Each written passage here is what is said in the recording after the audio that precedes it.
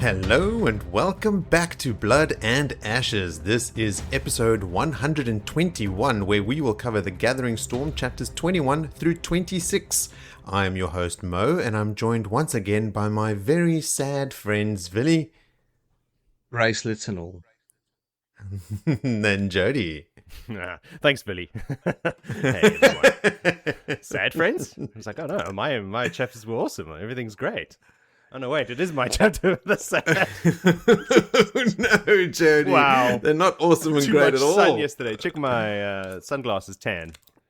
It is impressive. Did you pass out in the sun again like last time? 100% did. You're the worst. Just so bad. Is this from drinking beers at the pool in the middle of the day? It was. And then someone said, hey, They let's make go to you the beach. snooze. And I was like, yeah, the beach sounds awesome. And then I lay on my belly and passed out. So this is not from passing out. That's a completely separate occasion. That's just you not wearing appropriate sun protection for your face. No, I was If you were in prepared. Australia, you would look like a raccoon now in I'd be dead on the beach. and They'd you'll be be collecting peeling. my corpse. No, Yeah, with the crocodiles would have eaten your corpse already. right. Blackened that's true. and burned face. I never defined Roasted who they face were. eaten by crocodile. The crocodiles would be collecting my corpse. Saltwater ones. Yeah, sad chapters. Sad bracelets, sad times, sadness all around. I don't know. It wasn't that sad to me. I had a lot of fun writing these notes. Did you? I felt like, okay, maybe sad is not the right word. I mean, I use the word sad in the intro because of the sad bracelets and how, you know, the fandom have called those Dominion bands or Domination bands? One of the two. Banned. The sad bracelets. But I was thinking this afternoon while I was washing the dishes that is this the darkest Rand chapters and No. time? Well, it's the beginning. It's the beginning of the darkest phase, right? Like this section here, with which we've spoken about quite openly leading up to it, knowing that it was coming. Rough going. Hold on. Really? I thought that Jody especially, would rejoice at these chapters. Like Cadsuane gets the boot. I have words to say about that. Okay.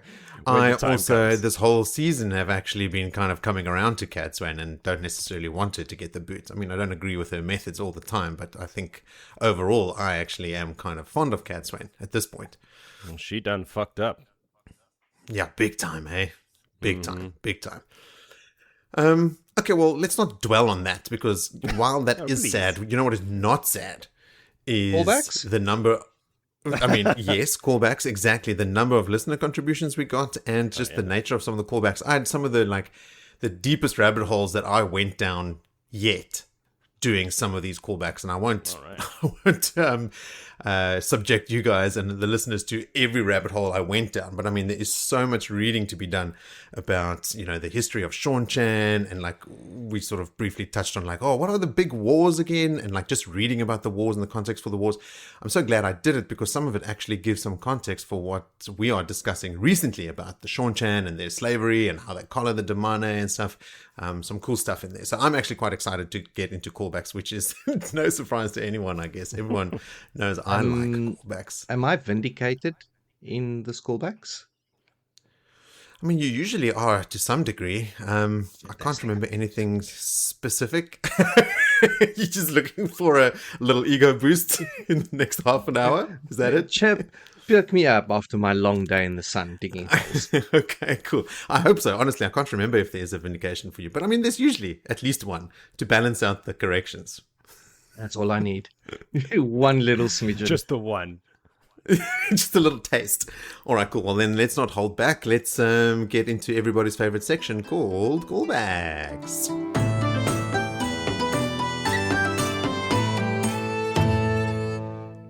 We were wondering whether Egwene spent her time with breakbone fever in the sick house that Perrin and the crew meet Verin and Alana in. So I went and I read back about all that stuff, and it took me back to that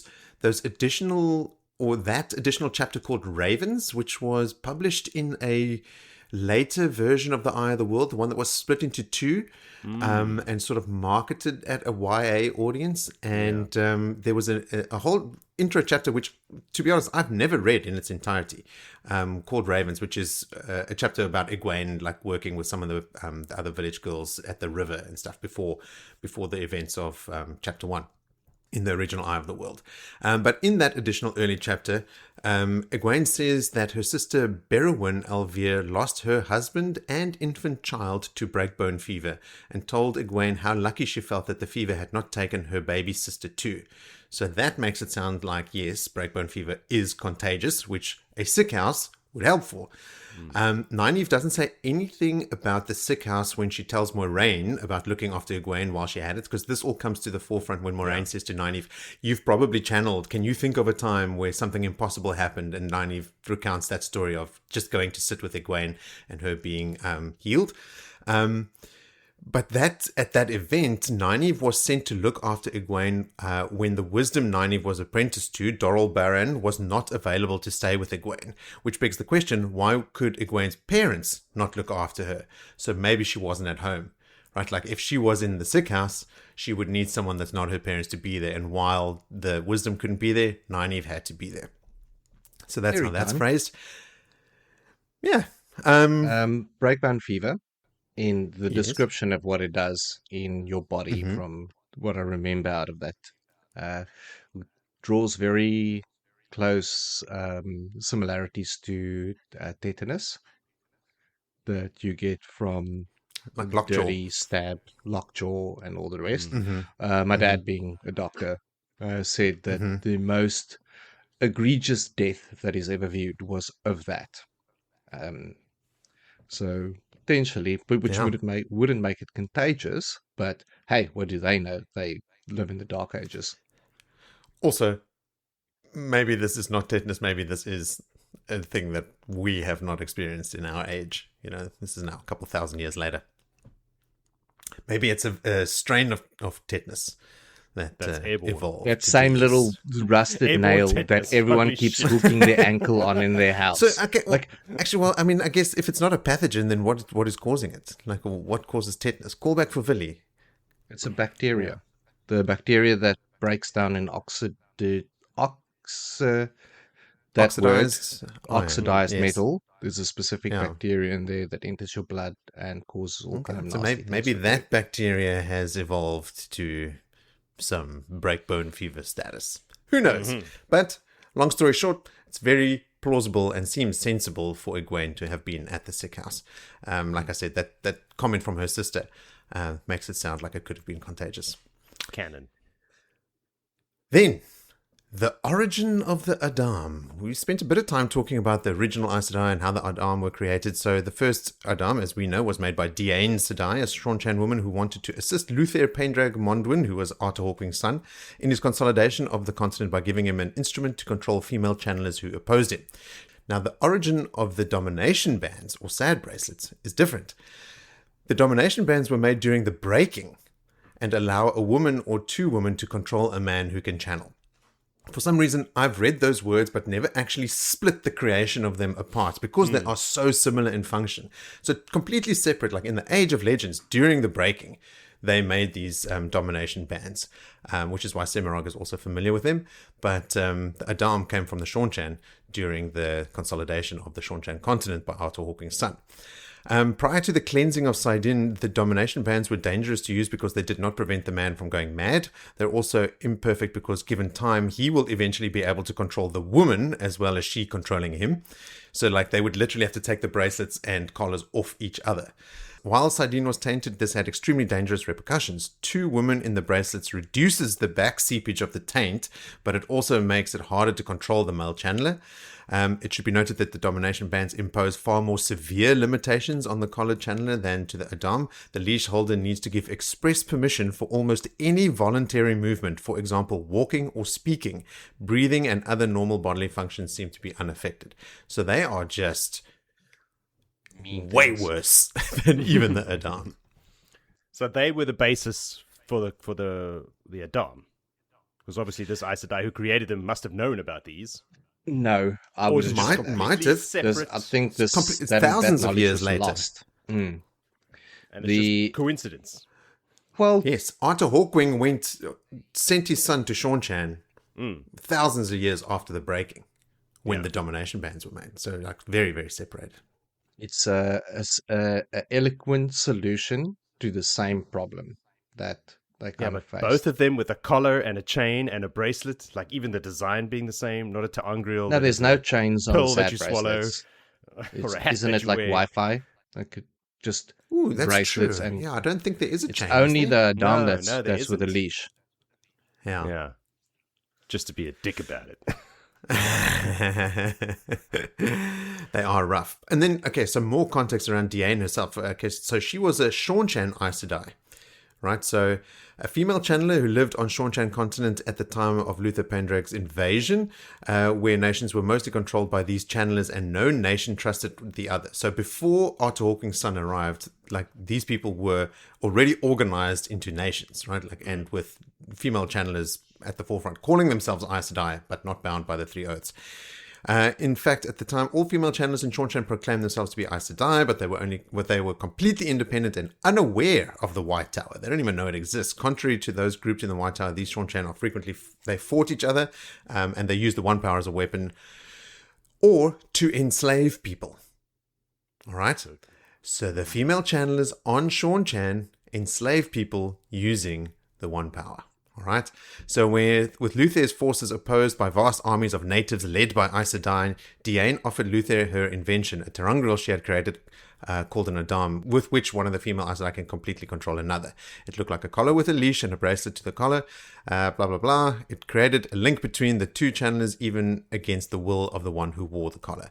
Luther agreed to pay an unknown price for the device and the secrets of its manufacture. In this way, Diane became the first Sultan. Later on, Diane herself was also leashed with one of her own devices in the Towers of Midnight at Faile, becoming so also one of the first Damane. It is said that her screams shook the Towers of Midnight themselves. Her eventual fate is unknown, but her quote-unquote gift allowed Luther and his descendants to take control of the entire Seaine continent within 3 centuries. Her exact fate is unknown. Renner says the following to Egwene in The Great Hunt. When Luther Pendrag Mondwyn, son of Hawkwing, first faced the armies of the night, he found many among them who called themselves Aes Sedai. They contended for power among themselves and used the One Power on the field of battle. One such, a woman named Diane, who thought she could do better serving the Emperor — he was not the Emperor then, of course, since he had no Aes Sedai in his armies — came to him with a device she had made, the first Adam, fastened to the neck of one of her sisters. Though that woman did not want to serve Luther, the Adam required her to serve. Diane made more Adam. The first Sultan were found, and women captured who called themselves Aes Sedai discovered that they were in fact only Marath Damane, those who must be leashed.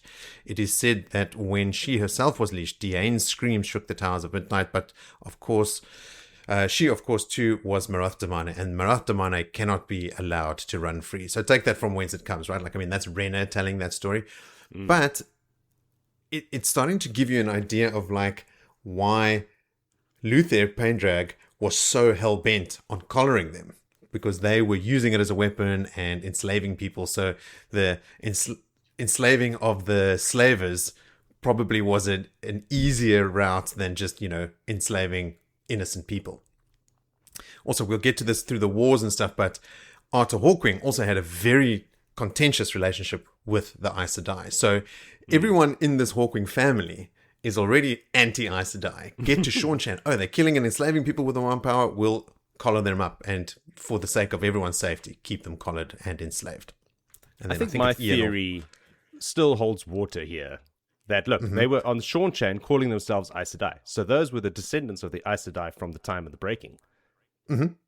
So it's possible that the knowledge remained of the domination band and how to use that to create one for females, is what I'm saying. Maybe. It's possible. Sure. Yes. What is a big pop up to me, and what makes me wonder is, at what point did they figure out then, because she was an Aes Sedai that made it and called it a sister. She knew she could channel and therefore use it. But when did they realize that certain select people, not knowing that they can channel, were able to use the Adam to collar a channeler. Like, would they go like, okay, you try, you try, you try, you try. Oh, are you an Aes Sedai? No, I'm not. Okay, cool. You are now Sul'dam. Yeah, I think that knowledge was just lost. I hear what you're saying. Like, eventually all the Aes Sedai who knew they were Aes Sedai and everyone knew they were, who were collared, eventually died. And then they the knowledge was lost that it's actually a channeler who needs to control the and probably actively covered up. Maybe even so, yeah. You know, it's this like earth-shaking, reality-challenging revelation for the Seaine. So they probably, you know, much like the Aiel's revelation of their past. Probably is Shamael cruising over there, causing cuck again. He features in these callbacks in a cool way. Not a surprise. So that I thought was just cool, and reading up about that and the whole conquest and reading about Arthur Hawkwing's son and that stuff, it really put into perspective for me how the Seaine ended up with this societal structure and this practice of collaring at least Damane, right? So now they've introduced the concept of slavery, and that probably spilled over into non-channelers as well. If we can enslave these human beings, what's stopping us from enslaving other people that just, you know, like the worst criminals, or, you know, like they find some justification in the beginning and then it just grew and grew and grew from there. All right, so that's Diane and the creation of the Adam. We also asked about, like I said before, the wars, because we were talking about like one of us called the war at the end of the Age of Legends and you know, leading up to the breaking. One of us called it the War of Power, and someone else called it the War of the Shadow. But those two are one and the same, right? So the War of Power and the War of the Shadow is the same war. Named from a different side. War of the Shadow for the good guys and War of the Power for the bad guys. Maybe Forsaken Chosen.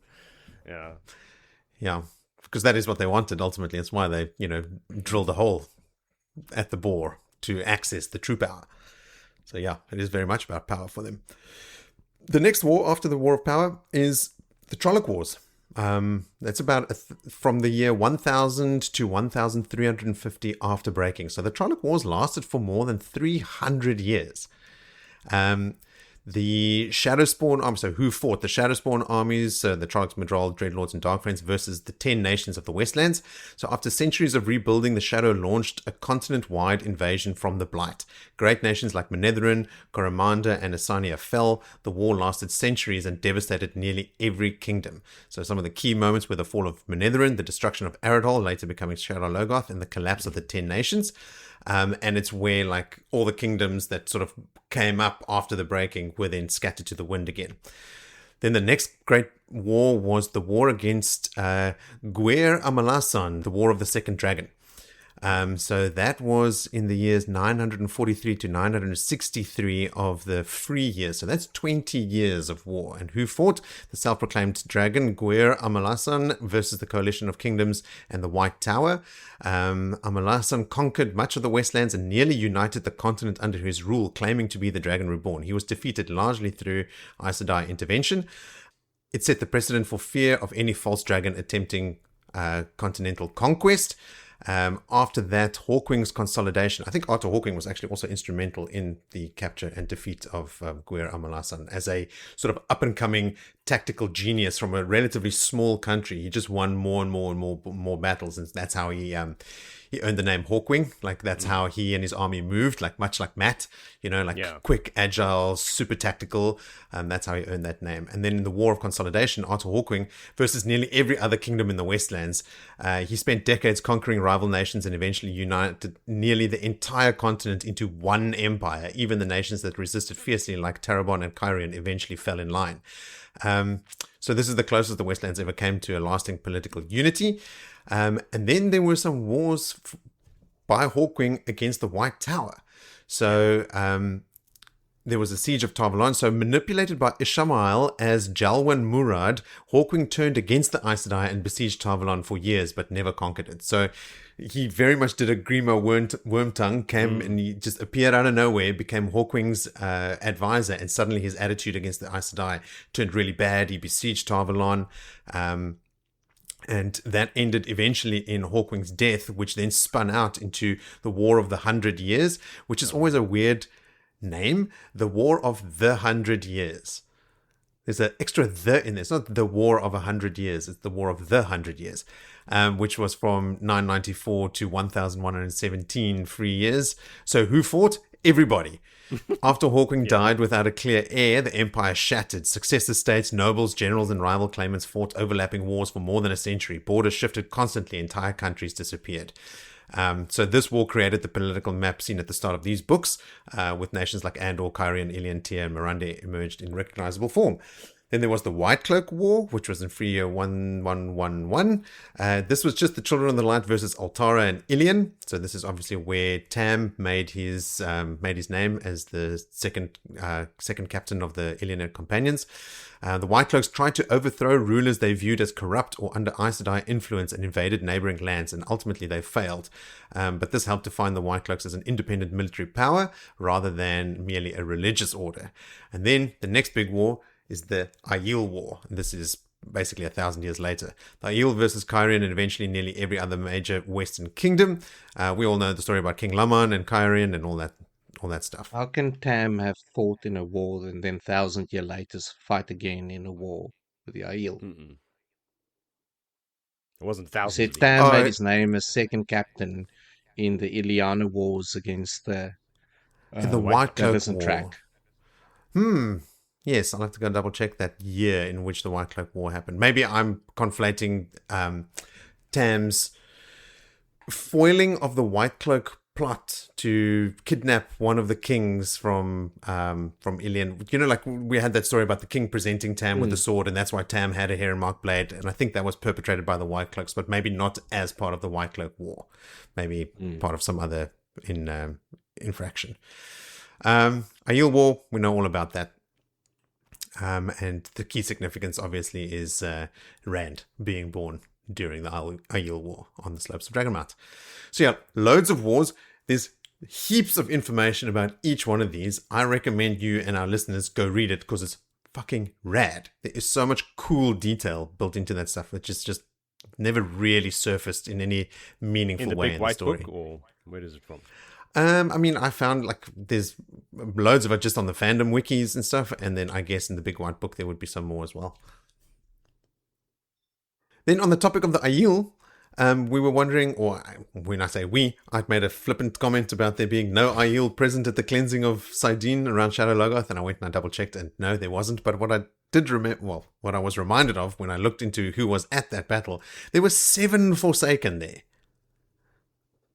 That's huge. Right. You never see 7 Forsaken working together, you know, to try and beat Rand. And there were, at that point, probably only 10 left? Yeah. Missana got in trouble because she didn't show up at all. Shamael wasn't there, or was he dead? He hadn't been reborn yet, or what? No, he was there. He had ordered them. He said, don't let Rand do this, because I think Agenor was reporting back that, like, he's talking about this sort of thing. It's coming up. Or like news had filtered back to Malden, and he said, don't let this happen. If he tries it, kill him. And so when everyone sensed him channeling so much, they all rocked up and they tried to kill him. But all these little roving bands of, you know, linked channelers chased them all off. But I mean, Ishmael wasn't there in person, so he's one. And No, he wasn't. No. So what does Sylviana use to give Egwene and novices their hidings? This is important stuff. Everybody, pay attention. We thought maybe it's a slipper, maybe it's a strap. Jodie thought it was a cane. AI seems to think that she favored a cane. But then I went and I read some. I went and read some notable chapters. Firstly, I went back to Honey in the Tea, our epic chapter from Knife of Dreams. She uses a slipper. So when Egwene starts there, she uses a slipper. Then later in this book, in the chapter "The Nature of Pain," where Egwene finally, you know, embraces the Aiel way of like just laughing at the pain, Sylviana is left like completely perplexed, and she's staring at the leather strap in her hand. So she'd upgraded to a strap since the slipper, obviously because it was like the slipper was having no effect on Egwene whatsoever. So yeah, she'd been escalating. So maybe for the average novice, it's a slipper if you get sent there. But Egwene needed an upgrade because yes. Yeah. Then we wondered about Grady and Nield. How long have they been away from the other Ashaman? So, like, would they know about, like, tying off weaves and, like, linking? And, like, we were wondering about, like, why don't they know these very basic things that would make moving Perrin's army so much easier? And it is as we thought it was, since Cairhien, shortly after Dumai's Wells, when Rand takes a couple Ashaman back to Cairhien with him, he sends Perrin away and he sends Grady and Nield with him then. So it's pretty much shortly after Dumai's Wells that those guys are not with any of the Ashaman anymore, only with Perrin. We also asked about Grady if he still has a wife back at the Black Tower. I remember I again said, like, he was one of the first guys that was there with Dharma Flynn and Jer Grady, you know, like Eben Hoppel, those guys were there, and Jer Grady was the young guy. He was only a couple of years older than Rand, but he already looked old and he looked like a farmer. He had like a weathered face like a farmer, and he had a wife there who is still there and with whom he has a water bond. Like, he bonded his own wife. A couple of those early guys did that so that they could always find their wives again and know that they were okay. So, like, they've got that water link, but she's just back at the Black Tower. Joe, you had said that Yamada doesn't show up again. We were talking about Gulgan and Yamada and the guys there. Yeah. And you were saying, don't worry about Yamada. He absolutely does not show up again, which is true. But his name sounded super, super familiar to me. And I was like, this guy does absolutely feature somehow. Turns out we have read about him in the past. So he doesn't come back again. Do you remember who he was or what his relevance was to the story? No, just know that the name is familiar as well. Yes. Now, cast your mind back to when Matt was in Ibu Dar with Tom and Oliver and those guys. Oliver was getting reading lessons from one of Tylan's maids, Rizal, who Matt described as having the most impressive bosom that he ever had. Yamada is the Seanchan officer that marries Rizal and buys her like a wine farm in the hills of Ibu Dar. Didn't they meet in Mistress Anand's... In The Wandering Woman? In The Wandering Woman? If it wasn't in The Wandering Woman, it was at that time, because Karetti was staying there. I think Yamada was staying there as well. He was there, yeah. Yeah, so we have definitely read about him. It's cool to think, like, okay, here's Tuon talking to Gulgan and Yamada and Yulan about this, like, attack on the White Tower, and back home Yamada is like, Rizal is his wife. Then the goal of the blood knives, Joe, is not necessarily to cover up the escape of the rest of the forces, but just to stay behind after everyone else has withdrawn and cause as much damage as possible. So it's like, it's much more long term. I think I stand to be correct. To cover, here, not cover up their mistake, to cover No. their escape. Like, so you can't retreat, you can't follow them and hunt them down as they leave, because you have to deal with these guys that are fucking... That might be part of it. I mean, they're flying away on Tower Egwene, so it'd be hard to follow them anyway. Not always. I mean, these blood knives... Was it blood knives? So, Blood knives. And yeah. apparently the blood knives specifically are the most elite unit of the Fists of Heaven, who are the elite soldiers that specifically attack from Raken. Okay, so it is always. Hence, so it is always. So it is, I mean, what a cool name as well, the Fists of Heaven. And the Fists of Heaven soldiers are generally women who are smaller in build so that they can fit more of them on the Raken. And so that the Raken can have a lighter load to fly. So they're like a very specialized group of troops with a very specific purpose. That reminds me of Heroes of Might and Magic 4. There's a spell called Magic Fist, and it's a giant fist that comes from heaven and squishes people. It's the fist that goes with the Monty Python foot. Exactly. The foot from heaven. Okay, so while we're on the topic of the Tower Egwene and what they can carry, remember we tried to do a bit of back of the napkin math last time. How many Aes Sedai did the Seanchan expect to take away from the tower, considering the number of troops they were taking and the number of Tower Egwene that they were taking? So, after a bit of maths, okay, firstly, let's just say that Yulan says that the plan is to take 80 to 100 Tower Egwene, 200 soldiers, around 50 linked Sildam, so 100 women with, a Sildam with a Damana each, and then a company of blood knives, in this specific instance, 5. So the following math ends up with this answer, that the Tower Egwene capacity, depending on whether they take 80 or 100, is anything between 480 and 600 people. based on the following calculations. So the Seaine explicitly prefers small, lightweight women for the airborne troops in the Fists of Heaven because payload matters for the tow raken and raken. A tow raken can carry about 1,000 pounds for up to 200 miles. So what we need to account for is the rider's body weight, clothing and armor, weapons and supplies, saddle, harness and gear. So step 1 is estimate the average rider weight. Plausible average for deliberately selected small adult women might be a body weight of between 100 and 120 pounds, so 45 to 55 kgs. So on average, 50 kilograms, right? That actually aligns pretty well with how Jordan describes many Seaine flyers: compact, wiry, not physically imposing. Then for gear, a lightly equipped airborne soldier might carry light armor, weapons, personal kit like water. So that's another couple of pounds. So call it 150 pounds per woman all in as a realistic estimate. Into 1,000 pounds, it's about 6.7 per tow raken. So 6 women comfortably. One extra wrinkle to consider is if the 1,000 pound figure is the useful payload, excluding saddle and harness, you could squeeze in 1 or 2 more. If it includes all carried weight, then 6 feels like the sweet spot. So let's say 6 women per raken. So 200 fists, 100 Soldamen Damane, that's 300 women. The blood knives aren't coming back, right? So you don't have to count these spaces. They're not taken up. So we have about 180 to 300 open spots for captured Aes Sedai. Not spoiling for myself right now how many get carded, because I want to read the attack and see how many women get taken. Remember, we said that in the tower right now, there are only like 200 Aes Sedai, right? Like they are severely depleted because they were split down in 3 ways between like the fence sitters, the rebels, and the women in the tower. And then Elaida sent 50 tower Aes Sedai to the Black Tower, so they're not there anymore either. So they are severely depleted. So the Seaine, with this plan, if they get the 100 tow raken to execute, could conceivably kidnap every single Aes Sedai in the White Tower currently. And if they've got the space, if it is 300 max, they've got some novices hanging out there too that they can take. Mm-hmm. Yeah, absolutely. Now, they have just captured 400 Shido Wise Ones after Malden. Yeah. And if they capture another 100 Aes Sedai, I mean, that's 500 channels. Remember when we started the story, there were only 900 odd Aes Sedai in the White Tower. So, like, the Damane forces are vast and getting stocked up at a pretty rapid rate as well. So, yeah, Seaine, they know what's up with collecting channelers, Marat Damane, those who must be leashed. Mm-hmm. Okay, let's move on from from that to more pleasant Billy topics. fell asleep during that. That is just how many people could they take? 180 to 200. I would have accepted it.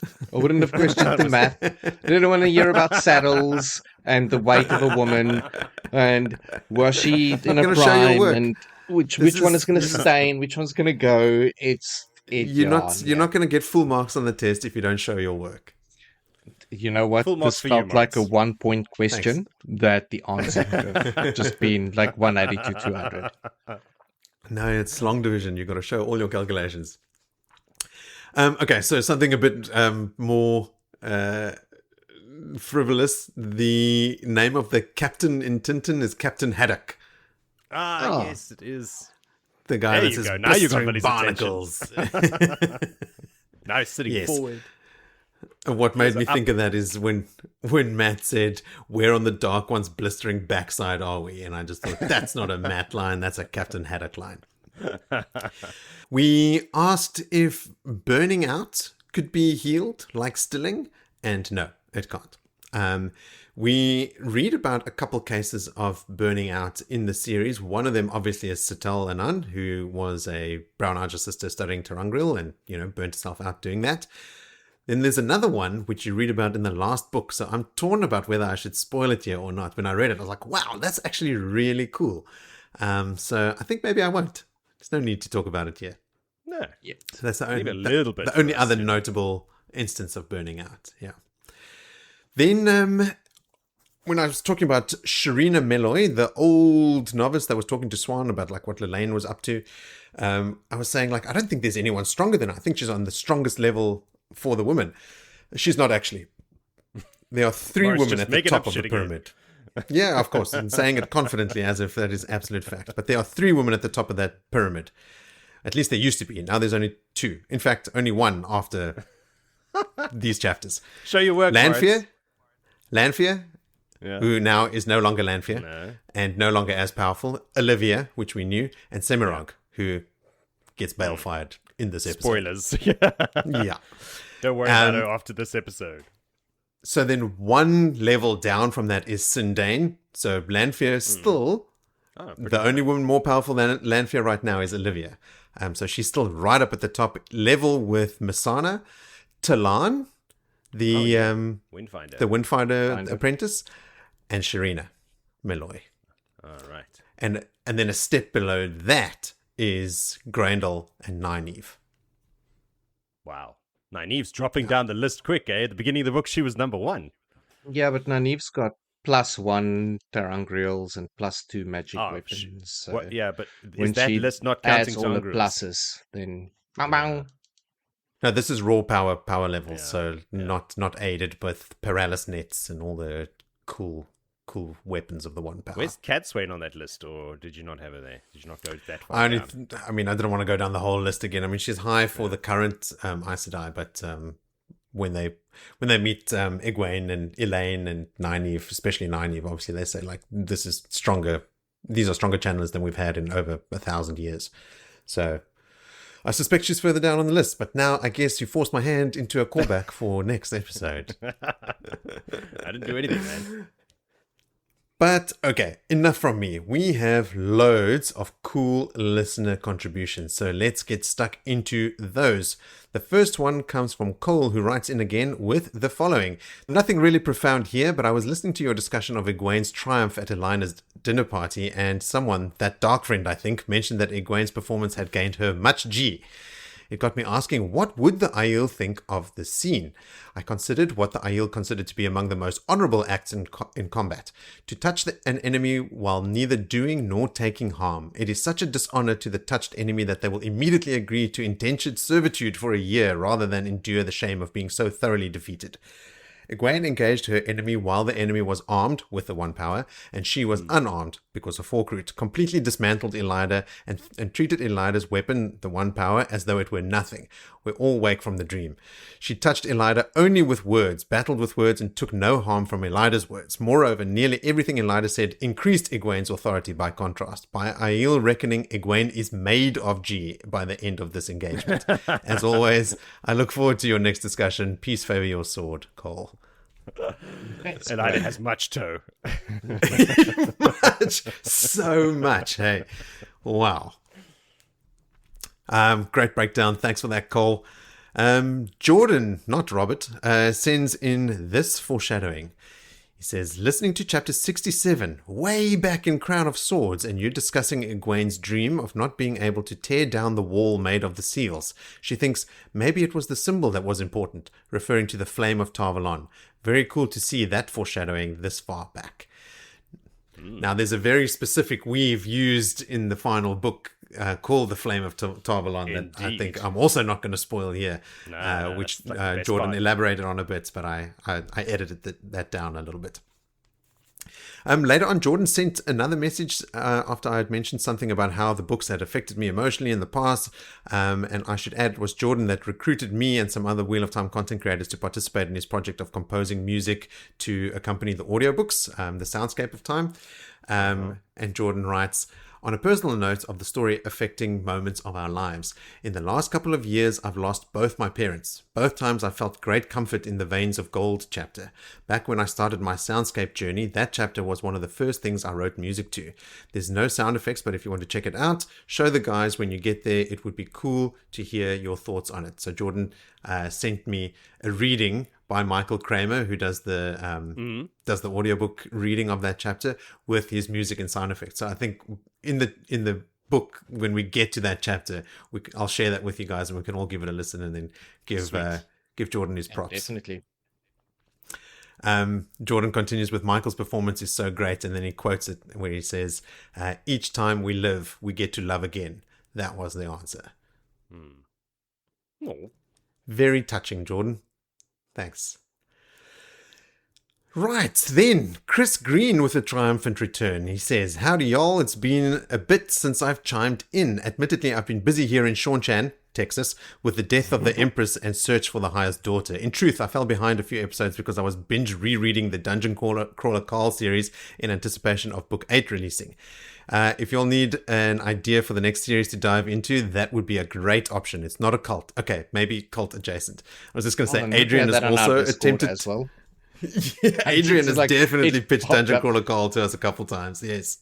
Yeah, my booktubers are also ranting on about it as well. So it's definitely a cult. Maybe you don't know it's a cult. People generally in cults don't know it's cults, but I can tell you from the outside, it is a cult. Well, any book that can generate a cult-like following, I think, is worth a peek. Chris continues with, "I just wanted to check in now that I've caught up through episode 120. I have a callback and a random thought. The callback has to do with the mention of Aiel and Shawnchan working together in the south. I just assumed that was Perrin's forces they were referencing. He had half a dozen wise ones, Gaul, and a band of maidens with him, in addition to Tylee's Shawnchan forces." Possible. I have some thoughts. You guys, you haven't given it any more thought, right? Like, we Zero. There was an offhanded comment. I think it's at the dinner party in Elida's rooms where someone said, "There's rumors of the Shawnchan working with Yeah, we talked about with it. the Aiel." And we did. Yeah. So my response to Chris was that I had also considered that, but I would have thought that the prevailing impression of the battle under Perrin's command was Shawnchan against the Aiel, since the Shido far outnumber the Aiel accompanying Perrin. But that said, you're reminding me that the rumors we hear via the characters often contradict each other. Rand has attacked the White Tower. No, he's bent the knee to the White Tower. So Perrin recruiting the Shawnchan to fight the Shido could very easily be twisted to them working together. It's the only real place where the Shido and Shawnchan actually meet in any kind of significant way. So you know, like how people get those, Robert Jordan often puts a bunch of like outlandish rumors there and then one is true. Like people could, in spreading the story that they're working together, someone changed the story to no, or that they had fought each other, someone changed the story. Like, oh no, there was something happening with the Shawnchan. I think they're working together, you know, and the rumor could have just gotten twisted. But there was a big Shawnchan Shido Aiel interaction at Malden. Also, there's 46 days between the Battle of Malden and the mention of the rumor of Aiel and Shawnchan working together in the tower. So there's plenty of time for that rumor to sort of grow and become distorted and be passed along to at least an agent of some of the eyes and ears of the Aes Sedai present at Elida's dinner party. I bet it's that same traveling merchant guy that told Gawyn Just spreading lies. that Rand killed his mother. Yeah. That guy's just out there causing havoc with his disinformation. Saying the wrong thing to the wrong people and causing everyone strife. If it wasn't for him, everything would have been over already. Chris goes on to say, listening to 4 episodes in just a few days, I've noticed that Villy has gotten more contrarian towards Moritz and Jodie. I think what we are seeing reflects the Dark One's touch on the world. Our resident Dark Friend has grown in power and is slicing holes in arguments the way the Shadow is slicing holes in the pattern, indiscriminately and pervasively, lol. To echo the sentiment expressed by many other contributors, I really do appreciate the work you all do. Even returning to these episodes after a month-long hiatus, it feels like slipping back into a favorite booth at a local pub and picking up a conversation with dear friends. Long live the Empress. Now I'm off to deal with these pesky Marath Devane. Beauty. Thanks, Chris. That really warms my heart because I know what it feels like to slip into a familiar booth at the pub and start a conversation with dear friends. You know, like that is a very cool thing to be compared to. So thanks for that. Listen, I have also thought about like we should do a Comic-Con thing, a convention with the 3 of us just travel to the United States and just meet up with all these people and go have pints. Just go to a pub. Like we're not going to hire a hall in a hotel or something, a conference room. No. Just meet up in pubs and talk shit. The 3 of us go do a road trip around the US and have like little mini get-togethers with everyone that is nearest to where we are next. Right? And no offense to any other listener anywhere else in the world, but according to our stats through the podcast app, it's vastly superior the US. Mostly American. That's true. Mostly Americans, yeah. Yes, let's keep that in mind. I have a website for renting RVs, so... I've got things to do in America. There's many of my kin down there. Get a Winnebago. That's true. All right, back to our listeners, and Magnus is also on a roll and sends in the following. On the subject of the Battle of Malden, what was going on with Tam arriving 20 minutes before the battle and being introduced as the new commander? What? Perrin has been planning this battle for days or weeks. He could have brought Tam in earlier, maybe discussed the plans with him, introduced him to the new troops and the other generals. Only the Two Rivers lot would have known him at all, and then 20 minutes before the attack, he pops out of thin air and is put in charge. It seemed weird. I have a very good answer to that. Birthing season with the sheep in Exactly. Two Rivers. He was busy. farming to do. Yeah. It was lambing. Not just not leave the birthing farm. season, Jody. Lambing. No. Whatever.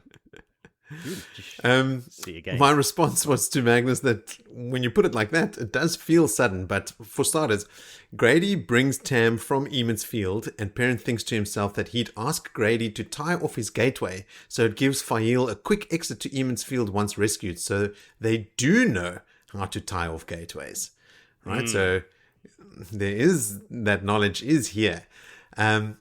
But back to the point that Magnus was making, Tam is a seasoned commander, and it's easy for him to assume command over Arganda and Galene and the rest. As second captain of the Ileana companions, he probably would have had to step up at times and take command after not being in command the whole time, right? Like he's too icy. If the commander goes down or has to go see to something else, he would leave Tam in command suddenly, and he would have to just pick up the reins from there.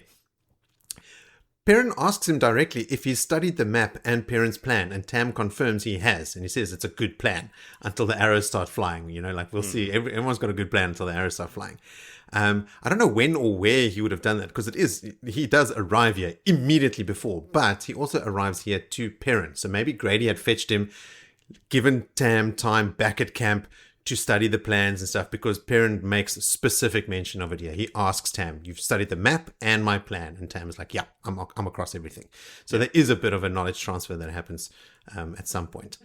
And then when Tam starts ordering troops around and stuff, it's mostly the Two Rivers bowmen that he starts arraying on either side of Galene and Arganda. So even though Tam is made second in charge, I think it's either Galene or Arganda comes back and says, as long as you remember, he's your second in charge, right?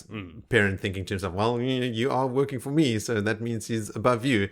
But they were sort of resisting that already, and Tam didn't have to order them much. Like those two ordered their own troops around, and Tam was mostly in charge of the Two Rivers bowmen. My money's on Galene. He said that. He's the guy that's all like pompous, whereas Arganda's more like my queen. You know, he's more dedicated. Yes. Random facts being thrown out willy-nilly. Magnus continues with, anyway, the pace has certainly picked up, and now it will be difficult for me to slow down my reading to keep in time with the podcast, having stormed through the previous books and podcasts to catch up. Keep up the great work, Magnus. Thanks, Magnus, and by all means, keep going. Are you guys done with this book, Willie? Did you say you finished this book? Not quite done yet. I paused again after running up to Okay. I'm up to date with the one podcast. I've chapter not read ahead. Okay. All right, now, Willie, you sent me or pinged me in a message from Discord, which was posted by a user called Pom Magnus. So I don't know if it's the same Magnus that wrote in as well. If it's not Magnus and Pom Magnus, I'm sorry, but please clarify in Discord or via message. But what they sent in was this message accompanied by a photograph. And Vil, here's your redemption. I was listening to episode 118 in the kitchen, cooking some dinner, when you said, I'm willing to say that in a court of law, Villy might have introduced enough reasonable doubt as to not make it a conviction, but I do not think that they are glass covers for the platters, because that is not a thing that you ever see. Pom Magnus says, well, I looked up and there was one. Here is Exhibit A for the defense with a bowl of simulated soup, hot water, and visible condensation on the inside. So he's got a ceramic plate with hot water in it and a glass cover over it and condensation all over the inside. Villy feels very vindicated about this. Yeah, I do. Do you want to take your moment to crow now, Vil?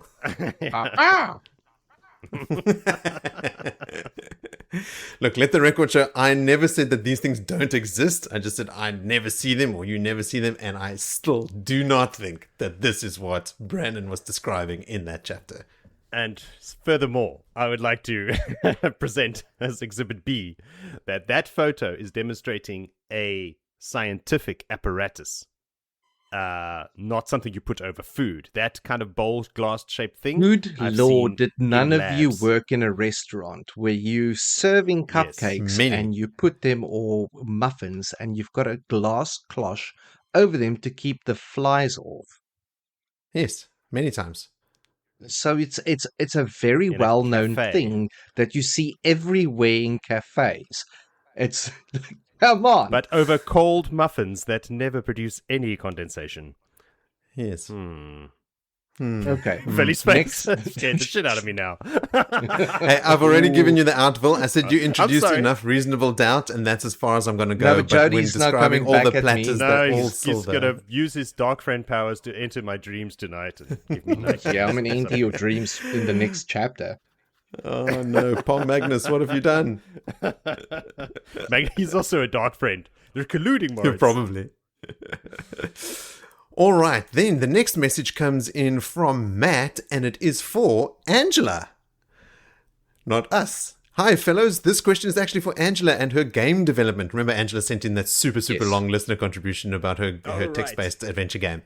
I wonder if she'd consider a side quest or a mini game or DLC for her text adventure game where the player takes on the role of a Wheel of Time messenger pigeon and has to navigate the hardships of the world to deliver the message.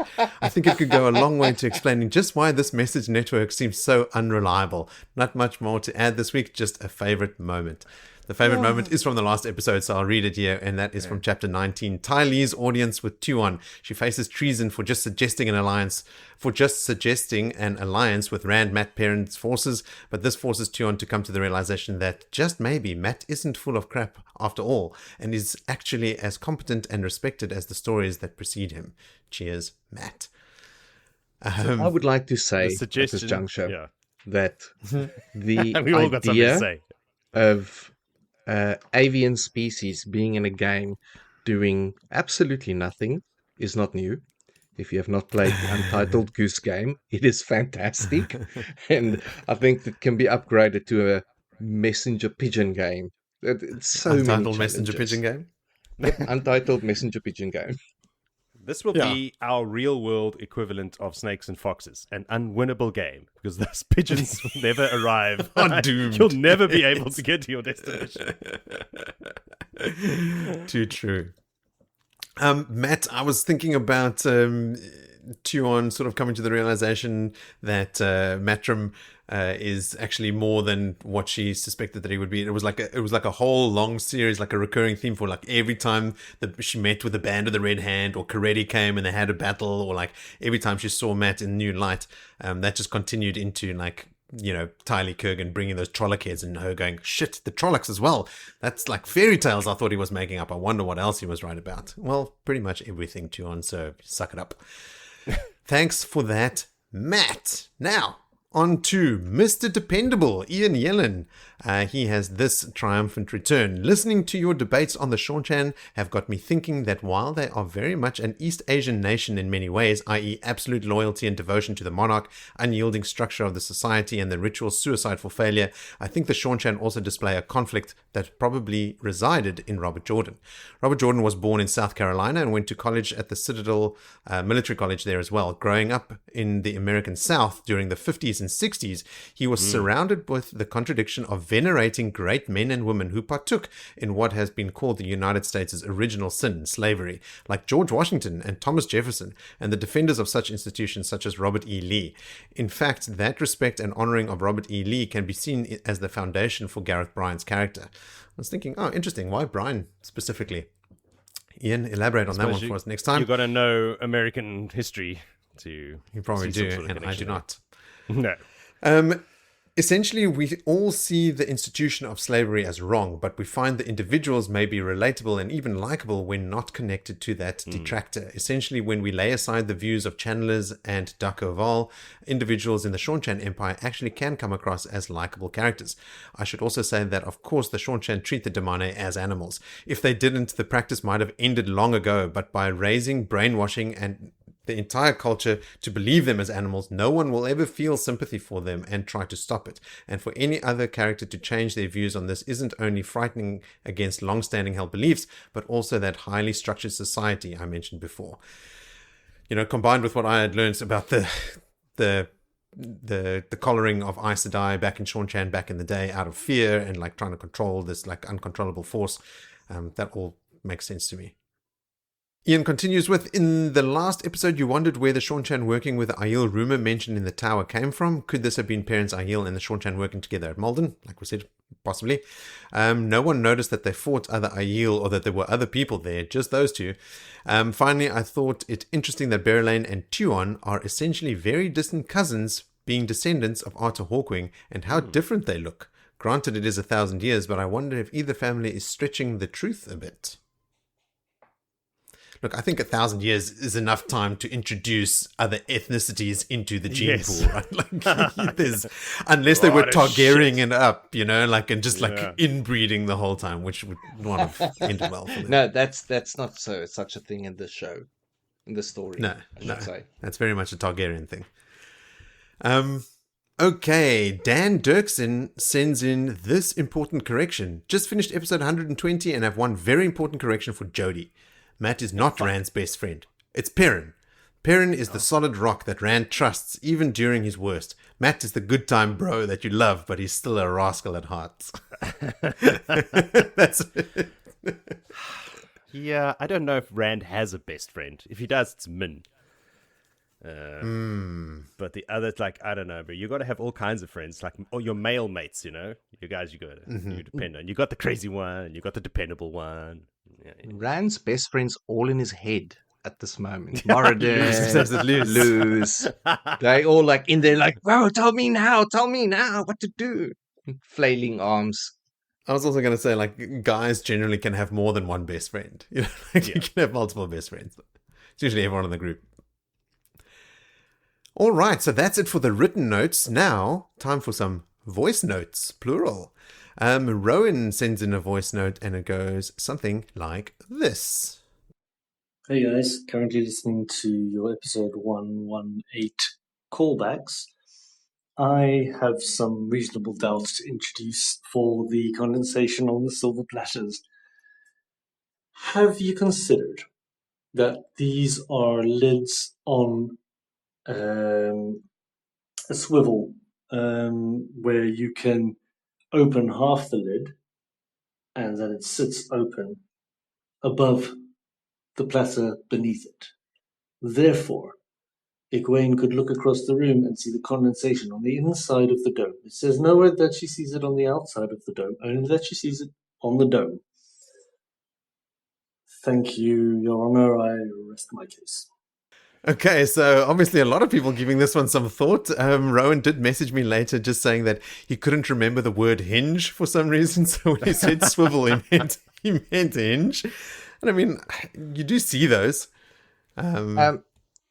Rowan, can you please do me a favor and stay the fuck out of my business and go back to the fishes? Don't come here. It's a glass cloche. Don't come and mix here. Yeah, I think that's a stretch, Rowan. But we appreciate your input. I mean, just he's doing what Villy did last time, and he's introducing more reasonable doubt. That's why the court metaphor, right? Yeah, so, like, I can't say definitively that that it dilutes is not the theory. It's muddying the waters even more. Yeah, but that's a good lawyer's tactic there. I don't want to be absolved. I want to win. There's a difference. Rowan did send in another message via text just saying that his idea for a collective noun of Ashaman is an asylum of Ashaman. Oh, that's a good one. That's another good one. Yeah. All right, then. Thanks, Rowan, for that. We'll now move on to another voice note from Jono Pierce. Good morning. Oh, it's Jonna reaching out to you on a Sunday morning.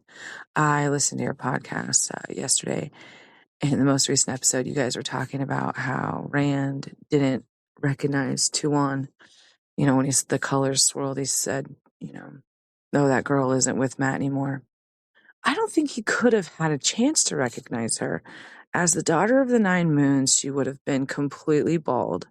And he only saw Semirhage in that costume or disguise flickering rapidly, like it wasn't a long time. But even at that point, by then Tuon's hair had grown. So originally she was bald, but most of the times that Rand probably saw her, she had lots of hair, or had at least had some hair. And the only time he saw the Daughter of the Nine Moons was when she was Semirhage and would have been bald. I don't know that he would have made the connection. True. I think we mentioned the fact that, Tuon, or Semirhage disguised as Tuon, was walking out of the farmhouse, and when she got closer to Rand, Cadsuane's paralysis net was already starting to disrupt those Mask of Mirrors weaves and stuff. So yeah, the point remains, Rand didn't see her much, and like you said, I can't remember if she was bald in that scene, like when she walks out of the house, if she had a veil on or anything like that, maybe even. I should have checked that before this episode because that's very much part of this callback. But I guess if she next was episode's being in character, then she would have been veiled, I would imagine, for the purpose of the Damani and Suldam that was traveling with her. But also, when we start and we get into sort of the color swirling and them seeing each other's lives, Matt was already well out of Ibidar, and Tuon at that time had a covering of hair, because I think it's noted quite like how that's exactly what John is saying. Yeah. So it does track. It makes a lot of sense to me. It's cut Rand some slack for not noticing. I think so. That. It's Kerry that's such a hard mistress who is not cutting Rand any slack, or Matt any slack for not recognizing the letter. Or Jody for that He's matter. up on the boys. No, I just would like to point out to Rowan, you see, that's how you introduce reasonable doubt. Everybody. Burn, Rowan! Then Jonna sent in another short little one, and that goes like this. Hey guys, it's Jonna again. I just wanted to add, you guys were talking about it's like Clark Kent and Superman. Well, it's that, but with hair instead. I'll probably send an email about my favorite part when I finish reading this bit, but keep up the amazing work. Thanks again. We forgot. That was the argument we used. Clark Kent. Clark Kent. Yeah. That's all we need to say. Yes. And Okay. Looked slightly different. Just glasses, just a little bit of hair. Blam. Different person. You know what? Unrecognizable. Maybe that is what Nynaeve and all of them got all that time wrong with their disguises. They went just too hectic. Like, slap on some Trying funny too hard. glasses and a bigger nose and just Change only one thing. mustache. just change your clothes. Yeah. Dye your hair. Blam. Thank you, Jonna, for those voice messages. That was great. And thanks to everyone for sending in those things. Please do keep those coming. I love the listener contributions. But that is it for this week. So we can have our last little bit of vegetables before we get to dessert. And that is checking in with what happened previously on Blood and Ashes. In the White Tower, Egwene is impressing the Whites with her impeccable logic. She uses this advantage to impress upon the women in attendance that the rifts between the Arjas need to be closed, and urges them to meet publicly with other Arjas. When she leaves, Catelyn is ready with her forkroot and instructions that her lessons with Aes Sedai are over, and she will from now on only do chores and get punished. Later, while scrubbing a fireplace in the kitchens, Laris tries to convince Egwene to escape using her tried and tested bolt hole, but Egwene politely declines, and just in time as Catelyn comes into the kitchen to feed Egwene more forkroot and instructs her to go clean up and attend Elaida in her rooms for dinner. When she arrives, Egwene sees that there are 5 other Aes Sedai, a sitter from each Arja apart from the blue and red present for dinner. It quickly becomes obvious Elaida is flaunting her control over the fake rebel Amelin by ordering Egwene about. Egwene keeps things civil until she's accused of lying, and she decides she can't take any more of this charade. She confronts Elaida and deftly eviscerates her with logic in front of the sitters present. Elaida eventually loses control and kicks the shit out of Egwene with the one power. The other Aes Sedai in the room are shocked first that Elaida would stoop to this level, and then again when they realize Egwene Gawyn is ignoring the pain despite the continued assault and heavy bleeding. She eventually passes out, and Elida orders the servants to announce that Egwene Alvear is a dark friend. Meanwhile, Cadsuane has a breakthrough with Semirhage when she realizes the worst torture for Semirhage was to lose her manufactured awe and fear. The Aes Sedai pulls Semirhage over her knee and spanks her before making her eat her spilled food off the floor, then reminds the other Aes Sedai that the Forsaken is just a person. We join Perrin, who thinks Grady and Niels are too weak to make gateways and they will need to travel on foot for a time. He also decides it's time to go back to training in the Wolf Dream. In the rebel camp, Swan is heading to a sitting of the hall called by Lelaine after she learned Elida's sisters know the weave for traveling, which has massive implications for their siege. Swan immediately sends a messenger to Gareth Bryne to inform him of this crucial tactical advantage they have lost. After wondering why the hall was not sealed to the flame, Sharina Meloy catches up with Swan to explain exactly why. Lelaine would benefit from the rebels being in a bit of a state of panic. Perhaps their hand being forced to act would allow for Lelaine to take control while Egwene is still captive. Swan and Sharina share the common interest of getting Egwene back in charge, since both their fates are tied to the young Amelin. In Ibudar, Tuon is meeting with Beslan and her advisors the day after she returned from her time with Matt and the band. Beslan swears fealty to the Seanchan Empire, and General Yulan lays out a plan to attack the White Tower and leash more Damane. Soon after, Tylee Kurgan is admitted to the hall based on the recommendation from General Galgan that Tuon listen to her report. She brings a bunch of Trolloc heads and tells Tuon and the Seanchan leaders that these Trollocs were killed very near Ibudar, well within the Seanchan controlled territory. She goes as far as to suggest that the Seanchan joined forces with the armies of the Westlands against the Shadow.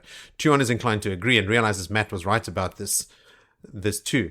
What else had she dismissed as fancy, which could come back to bite them? She realizes she misses him. And finally, Matt is harping on about women while the band is traveling the ancient road to try escape Altara through the Demona Mountains. The Aes Sedai ask Matt for a bunch of horses and supplies so they can leave for the White Tower, but Matt is not too compliant with what he considers unreasonable requests.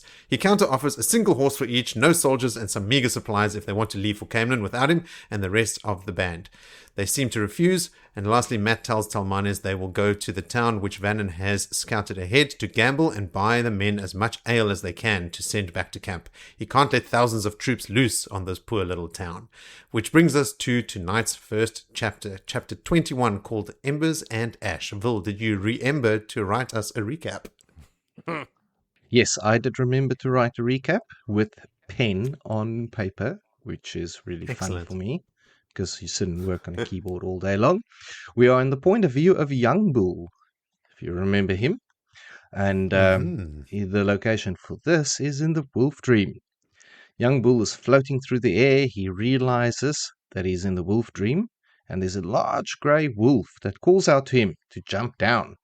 It's off his cloudy, floaty magic carpet. Young Bull thinks it, and the next minute he feels himself terra firma, with the grass between his paws next to Hopper. Hopper tells Young Bull that the last hunt is coming and he needs to run with him. But Young Bull is running on two legs, and Hopper sends to him that, hey, why are you running on two legs? Sending the image of clumsy men falling each over as they run on their two legs. But Young Bull sends to Hopper that he doesn't want to let the wolf loose. He needs to be in control, and he's got this thing. And Hopper's smelling confused. Young Bull then presses Hopper for help. He needs to understand. And Hopper sends to him that this is the problem with all you men. You always try to understand and control. Run with me, sends Young Bull. Run like a wolf. But no luck. Not today. Young Bull wants control, and he wants to control this place, and he's looking for help on how to control the Wolf Dream. And if Hopper's not going to help him, he'll find another wolf that can. And Young Bull leaps away. But as soon as he lands 100 feet away, sitting in front of him is Hopper again, warning him that he's being too reckless, and that, remember, you can die in this place. And then Hopper ejects him from the wolf dream. And we change to the next point of view of Faile. And the location is in the camp on the Jahana Road. And Faile had spent the night reminding Perrin on how to hammer warm steel. And her burly man was tired out after a lot of hammering. He wakes up, though, despite being tired out. Perrin tells Faile that the rumors are not true. The rumors, Jody, the one where Berylane bedded him. Never heard of that. Never heard of lies, that? I believe. Yes. I don't believe They filthy call it- lies. They call it fake news. Is that? Yeah, that's a fake news. Anyway, Perrin, then, after she says, yeah, I believe you, all good, he's like, oh, but you sound jealous.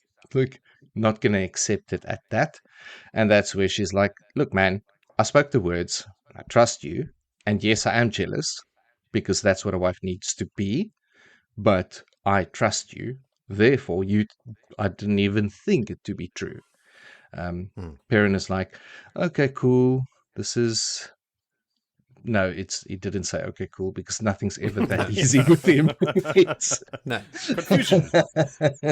No, he's got to press further. And Faile is, it feels strange for her to be back. She's actually reflecting this now in between. It feels like years that she's been away in this captivity, which makes sense. You're going through a tremendous, tumultuous time. You remember everything. It feels much longer than it is. But if anything, that captivity has shaped her into realizing what the true role of nobility is and what it truly means, to be there for others, to carry the burden for others. But while she's having these deep thoughts and thinking Perrin might be back to sleep and weasels an arm out underneath him, he pops up and he's like, well, I don't care what you had to do to survive. And she's like, holy shit, you're just not going to let it go. He goes, I did nothing, but it's okay. If you did something, that's fine. You were a captive. That's fine, because he's guilty, Jody. You know why he's guilty? No. Him and Berylane in the tent that night. No.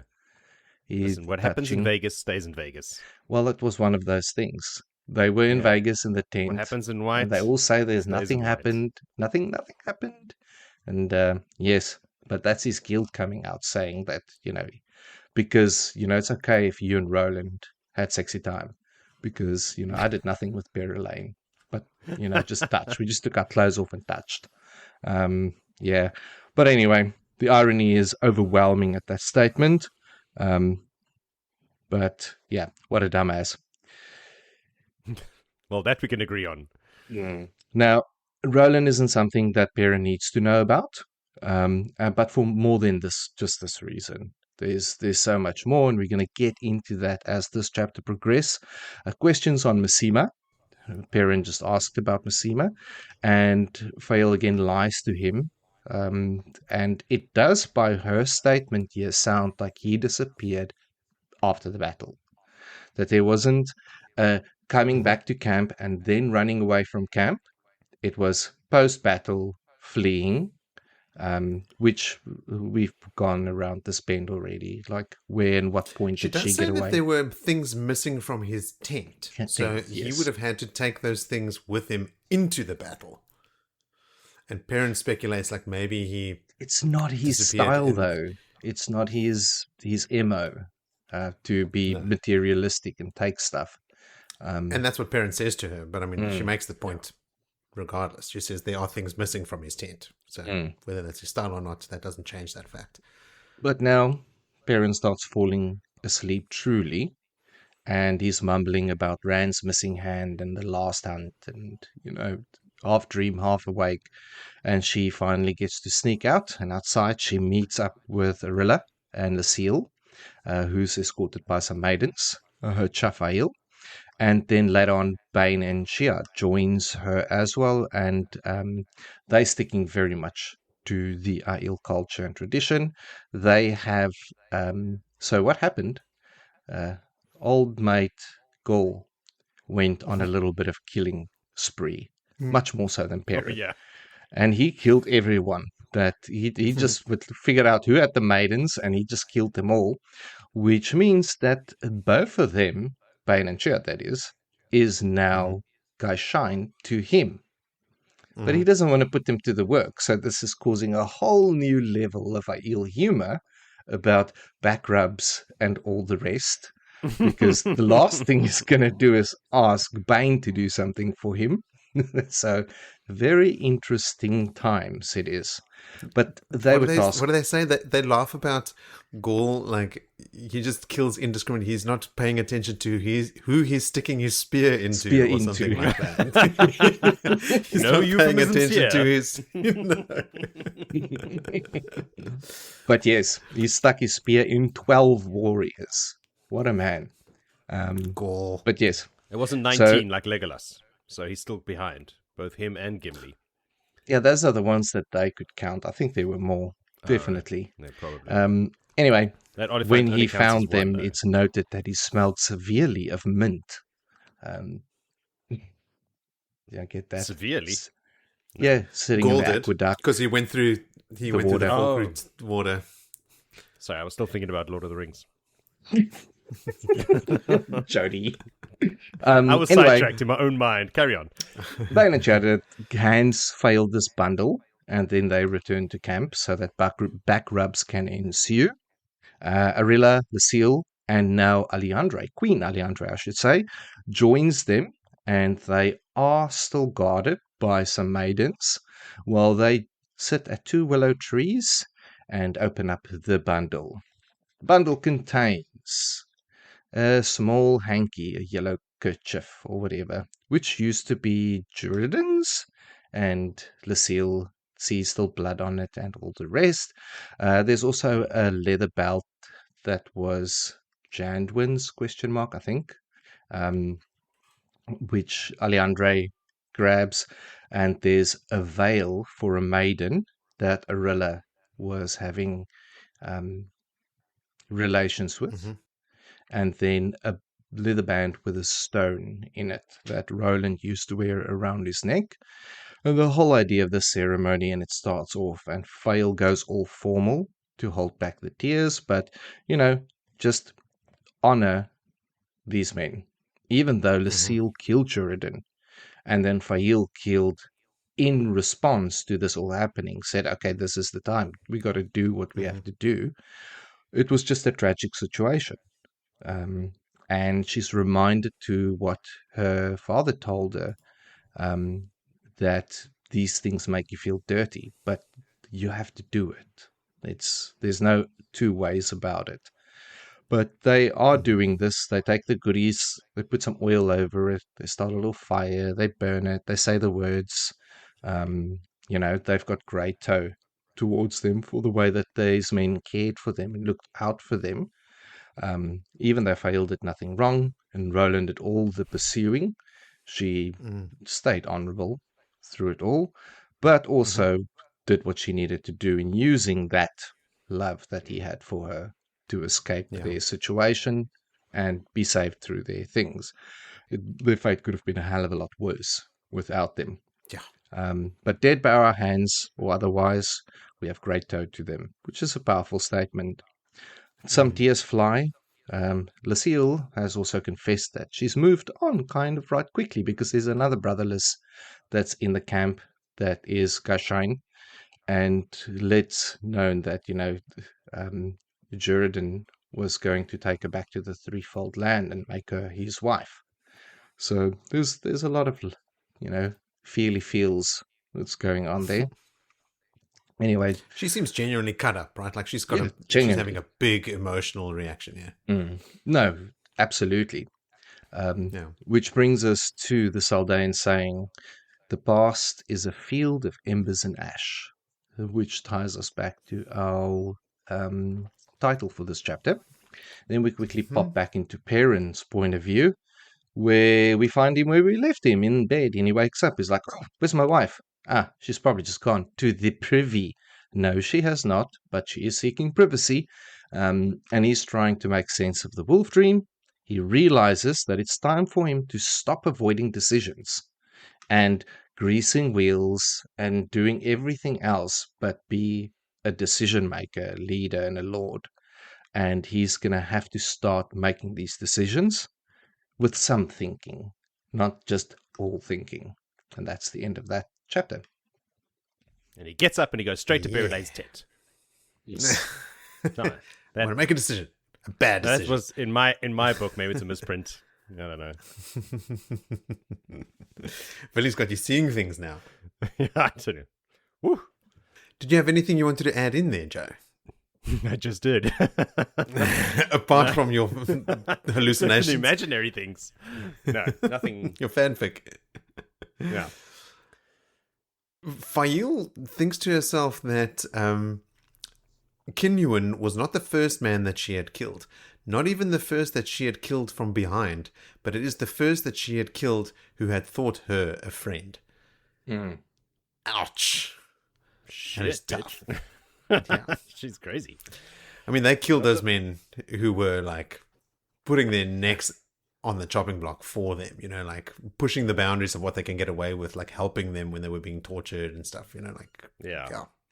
Do you doubt that if she didn't put that blade in Cadsuane's back, that Perrin would anyway not have sent him for a 6 across the field? Or at least his eyeballs knocked out of You sockets. never know. These guys are Aiel warriors, right? Like, they are not to be trifled with. And they are the enemy of Perrin and his forces in that battle. They would have fought. How that would have turned out, don't know.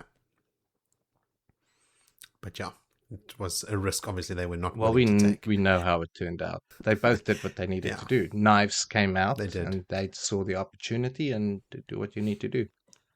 They did, yeah. So lots of feelings of guilt, just not for jumping into bed with them. It's more of the backstabbing she's having a problem with. Murdering. I mean, Quite literally. Lucille wasn't cheating on anyone, and she was sleeping with, is it Janduin? Is it Duradin or Janduin? Janduin, I feel like, is Rand's Duradin. dad. Lucille was with Duradin. Janduin was helping I thought the Alejandra complete a opposite. lot, and there was a bit of a connection with Alejandra and Janduin. And then obviously Roland that was there, and then there was the fourth one, Kilip, whatever. Janduin was the clan chief of the Tardad Aiel of the Iron Mountain Sept and the biological father of Randall Thor. Okay, so it's not Janduin. It's Joradin. Duradin. Where's the holy text? Joradin was one of the Meridin who now follow the Shido. He was one of Roland's friends, and he was bedding Lucille Aldorwin. But you just said Joradin, or is it Joradin. Joradin. Oh, shit, okay. Janduin was Rand's dad. And Joradin is just some other guy. They got left behind in the waste. He's a blacksmith. There's a Cadsuane is another guy here that they talk about. Maybe it's that, Cadsuane. Just to clarify things. Maybe. They all have very similar sounding names. Let's all agree on that. Well, that has Anyway, never been yeah. a dispute.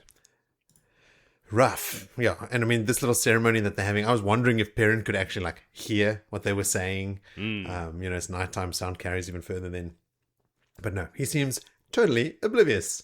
He does say to Faile, when she says, if you keep making me spell things out like this, then I won't have any secrets left. Which grates a little bit because we know that she's got this other secret about like killing Massima and she's doing something in secret here. But to Perrin's credit, he responds to that with a snort and he goes, I doubt that's possible. Yeah. Just knowing she will always have secrets, of which She's we are got privy to some. so many. Yeah. The ones we know about. Hopper says something to Perrin here. He says, if Shadowkiller falls to the storm, all will sleep forever. If he lives, then we will hunt together, you and us. Do you guys remember who Shadowkiller is? The dark one. Rand? It's Slayer. The opposites. Both of us. It's Rand.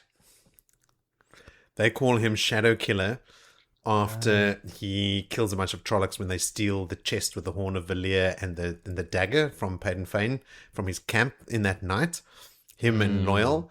And Rand does a bunch of sword moves. It's the first time we see Rand using his sword to like properly attack, not since Winter Night, but like to properly actually use the forms and stuff to kill a bunch of Trollocs. I think it's pretty soon after that the wolves start referring to him as Shadow Killer. Just a couple notes on Masima here. Yeah, Perrin says, like, you know, he probably slipped away shortly after the battle, but like, what does shortly mean? You know, is it a day? Is it hours? Is it the next day? I don't want to go down this road anymore. Me neither. I'm done. All right. And then I was just laughing about the maiden's comments about Gaul, just like not paying attention who he's sticking his spear into, and now inadvertently killed the person that Bane was being Gawyn to. So now she's his Gawyn, and he is not rid of her. He doesn't have Chai all to himself, which is funny to them because obviously they're first sisters, right? Like, so they are. It's funny to me. close. This is some of the rare occasions where I get the Aiel humor. I have a feeling that Bane saw what's going down, the fury in Gaul's eyes, and then she grabbed the man that has captured her and threw him at him. He had no response but to stick a spear into him. It's like, fuck, she got me again, this bloody Bane. She's the bane of my existence. Like that. The bane of his existence for sure. All right, let's forge ahead to our next chapter, chapter 22, called The Last That Could Be Done. Joe, is The Last That Could Be Done a summary of this chapter? To a degree. It's more as an almost complete retelling, hence the 24 pages of notes. Oh boy. There's so much here, you can't just gloss over it. It's pretty dense, eh? Yes, but super boring. So, yeah, strap in. Semirhage is having a little sook in her dark room. They've taken away her chairs and her light sources. She's got nothing now. Not even beans on the floor to lick up with her tongue. She's trying to convince herself that she handled being spanked by Cadsuane really well. She's like, she came out on top of that interaction. Because if you think about it, she didn't do this, she didn't do that. Yeah, she did, man. She's cool. But she has to admit to herself eventually that she had lost her advantage over them. They no longer see her as this figure from legend.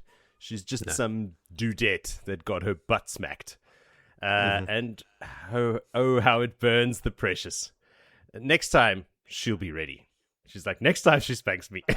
Already prepping for the next spanking. Midway through her planning on what she was going to do to Cadsuane once she was free, she hears a voice whisper her name. You have failed greatly, Semirhage. Old Shaidar Hurren has come to pay a visit. So, different spanking deliverer. He's not happy. She tried to kill Rand. He's like, that's not the plan. That's not what you were told to do. You were supposed to capture him. But instead, you got captured yourself. You see what happens when you don't listen? This is what happens. But being the forgiving and affectionate guy that he is, he helps her out one last time. And she feels Saidar come back to her. He leaves her with the words, do not fail. This is your last chance. 15 minutes later, fails. And disappears into the shadows. Which, in a dark room, I suppose, is everywhere. She is hesitant to embrace the source, as she knows there are Aes Sedai outside, and they will sense it. So she tries the door. She sneaks around on her hands and knees in the dark room, finds the door, and it's unlocked. So she opens it, and she sneaks out. In the hallway outside, there are 3 Aes Sedai, to her eyes, corpses on the ground. And an Aes Sedai kneeling over them. Someone she does not recognize. We recognize her. She tells Semirhage she has compulsion on her mind, and that she was told to tell her to remove it, and also, you might want some of these, and gives her the sad bracelets. And I'm using the term now. The domination bands. And that's how we leave it. Just like that. Poof! Pop over to Rand's point of view. He's in Saldea, where the Blight has gained ground. It's much farther south now, and it's growing rapidly. He's with Iturralde, who is quite concerned that what they are doing could be misconstrued as an invasion. But Rand's like, what? No, no one's going to think that. I'm here with Bashir and his Saldean forces. We're allies. We're buddies. Bashir's like, no. I agree with Ituralde. It's been many months since I've asked the Queen of Saldea for any orders. I could have a price on my head by now. Like, I don't know what's going on up here. But Rand's like, nah, don't worry. And he dismisses them. It's all good. Don't worry, guys. I'm the Dragon Reborn, and I'm here with 50,000 troops marching against the Dark One's forces along the border of the Blight. Also, if they were so worried about an invasion, maybe they shouldn't have sent their entire army south to faff around down there doing God knows what. But everyone is concerned with the advancing Blight. It's a few leagues south of where it was the last time Bashir saw it. Ituralde has sent scouts east and west along the Blight as well, and the reports are coming back. It's the same everywhere. Also, it's eerily quiet. There's no raids, no patrols, no worms, and no blood rasps, which sent me down a little searching thing. It's just another animal created by Agenor that we don't fully understand or know what it looks like or anything. Anyway, the Blight is troop still. Nothing is happening. This is very worrying, by the way. Ituralde is not familiar with any of these worms or blood rasps or whatever the hell these people are talking about. So Rand offers to leave some of Bashir's officers with him. He's like, I don't know this land or the enemy or whatever. So Rand's like, cool, I'll leave you some of Bashir's guys, and then you'll know what's going on. They can be your informants. Ituralde would rather have Bashir stay up here in his own land, like, since he knows it doesn't make more sense, and I return to Aradoman. He thinks it's weird that Rand has got Bashir going down to Aradoman while he stays here, but Rand is like, nah, listen, it's better if I keep you guys on your toes. I don't know how loyal all of these guys are going to be to me.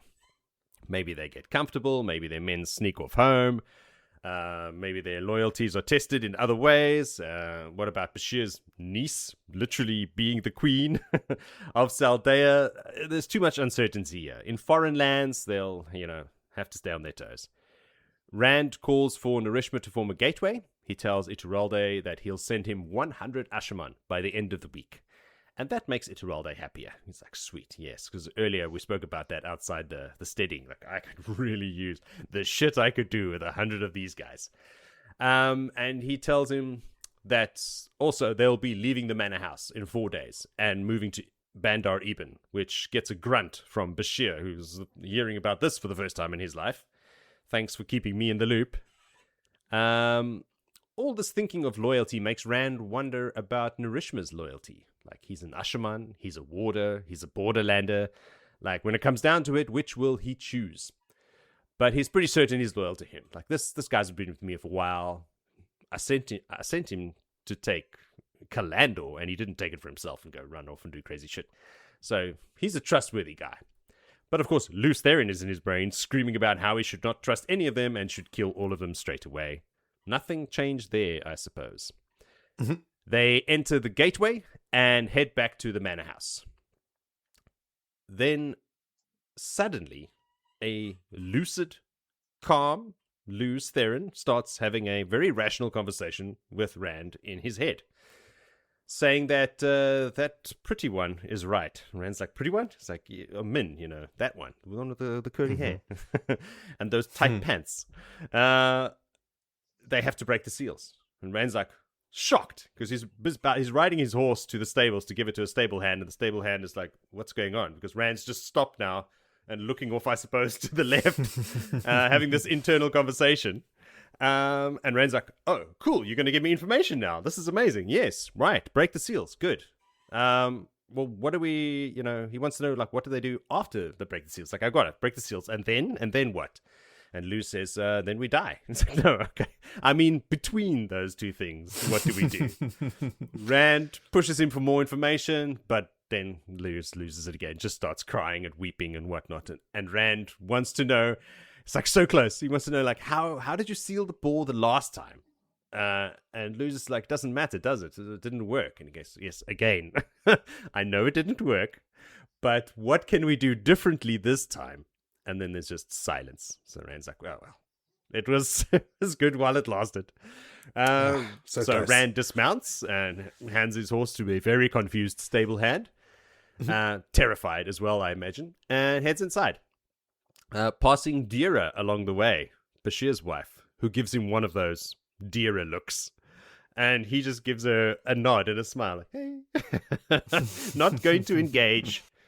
Dragon Reborn, super busy, got to go do stuff, and heads inside. There's a whole bunch of inner monologue here that we will touch on this. I'm sure Moritz has made some notes. He enters the manor house, maybe not, and heads to his rooms. Inside, Min is reading again. Maybe still? I don't know. She never stops reading. And there is a non-threatening elderly servant lady cleaning up the dishes noisily. We don't have to worry about her. Min is concerned that Rand is pushing himself too hard. She hasn't heard him laugh in months, but he doesn't really think now is the time for laughing. It's like, shit is happening. You know, Trollocs are going to be killing children soon. I don't want to be laughing. She's like, that's not what I meant, you know. I know the end of the world is coming. Min tries to quote what Cadsuane told her about this, and that just sets Rand off, and he's like, so what, you've been talking to Cadsuane? What has Cadsuane been saying? What the hell has Cadsuane got to do with any of this? He starts shouting that Cadsuane has been telling her what to say, that she's using Min to get to him. And Min's like, yo, bro, you fucking loobie. I love that. Loobie. Calls him an idiot, and rightly so. But Rand is still convinced that Cadsuane is using Min to manipulate him. And, well, you know, you can't blame him. She's an Aes Sedai, and manipulation is their thing. what they do. He's not wrong. It's who they are. And the conversation is getting heated, and the old lady servant behind him is still clinking dishes and making a bloody noise, and he's thinking, why won't she just leave? Like, this is not a conversation I want to be having in front of the help. Rand eventually comes to his senses. He calms down a bit, and he apologizes to Min, and he tells her that, yeah, okay, perhaps I went too far. I'm sorry that I accused you. And she turns around at that point to look at him to say, it's all good, I imagine. You know, she's lovely. And because, you know, her face softens when she does that. But then her face turns to shock because behind Rand, our old servant lady has turned into Semirhage, and something clicks around Rand's neck. Everybody is surprised. Semirhage, who has been using her Mask of Mirrors again, and her face now, her real face, now that the Mask of Mirrors has been dropped, is that of a smug, triumphant nastiness, is the only way I can describe it. Rand tries to remove the collar, of course. He's like scratching at it with his nails, but that's not how you take these things off. It doesn't work like that. He reaches for his sword. Well, he thinks about reaching for his sword, but finds that he's unable to do that. We spoke about, you touched on this, about how these things, how these bands work, because you can't walk, you can't move, you can't even blink your eyelids, whatever. Then, of course, Semirhage goes into her bad guy speech, as bad guys are apt to do.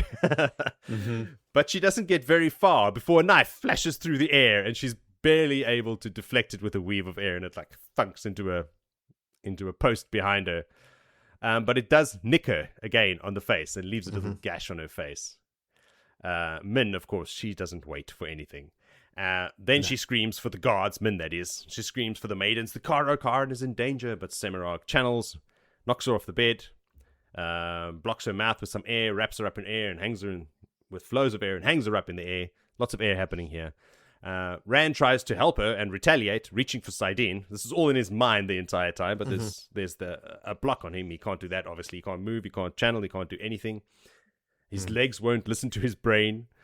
And then Elsa walks in, and Rand has like a moment of hope, just thinking, sweet, the most dedicated of the people that swore oaths to me. Help has arrived. But she doesn't walk over to him. She calmly walks over to stand next to Semirhage. And everybody is shocked that she is Black Archer. Moritz, most of all. And then she takes up the other bracelet of the Domination Band. Rand's like, oh, fuck. Semirhage tells Rand that there will be no guards coming to save him, that she's warded the room against listeners, and that he cannot move without her permission. He can't channel either, obviously. He can't even speak. Semirhage warns him not to try to channel again, because it'll only bring pain for him. Rand, of course, being the stubborn sheep herder he is, immediately tries to channel and experiences said pain. But Rand is no stranger to pain, and eventually stops screaming. Goes, yeah, all right, I'll just handle this pain. Me and Egwene, we know how to do this. We spend lots of time with the Aiel. Much to the confusion of Semirhage. Semirhage commands him to tell her what he's doing. Like, why aren't you screaming anymore? And he just whispers, nothing more can be done to me. He's immune to her pain now. He's experienced a lot of it through his life, from the box that he was trapped in, the 2 wounds on his side, the beatings, the humiliations, the sorrows. He remembers his own suicide from Lu's Theron now, from that perspective. He remembers it not as Lu's suicide, but as his suicide. And after all that, what can this woman do to him? Like, what more could you possibly do to him? But Semirhage is an old hand at torture and knows that if she can't make him hurt physically, she can hurt him in other ways. And she turns her attentions to Min and says to her, that's twice now that those knives have tasted my blood. And then, of course, using the connection through the domination band, she forces Rand to turn around and walk towards Min, who is suspended, remember, in the air. Forces him to channel. As he grabs Seaine, of course, the nausea overtakes him and he falls down to his knees. So that he can do. I suppose because it's involuntary, and falls down to the ground and just empties his stomach, pukes. It's like an Adam, right? Like she's forcing him to embrace Seaine. Yes, like the Sultan do with the demonic. Yeah, but like he can't move. But how does he fall to his knees then? Because he's on his hands and knees. That's what you mean. Vomiting on the ground. Yeah. Well, the distinction that the wiki, exactly. Yeah, that's the distinction that the wiki makes. It's like involuntary stuff, like blinking and breathing and stuff, you don't have to get permission for. But the so things if you tell someone with a domination band, walk over there, and he trips on a rock and falls over, like he's still you can't just float in the air. No. So now that he's holding Seaine, Luz is super excited in his head. He's like, "Yeah, we got it, sweet, destroy her." And Rand's like, "Nah, that's not how it works, buddy." And also, I will never use it to kill a woman. Like, never again. It's a line I won't cross. He won't even kill Semirhage. So even if he could use it, which he can't, he wouldn't.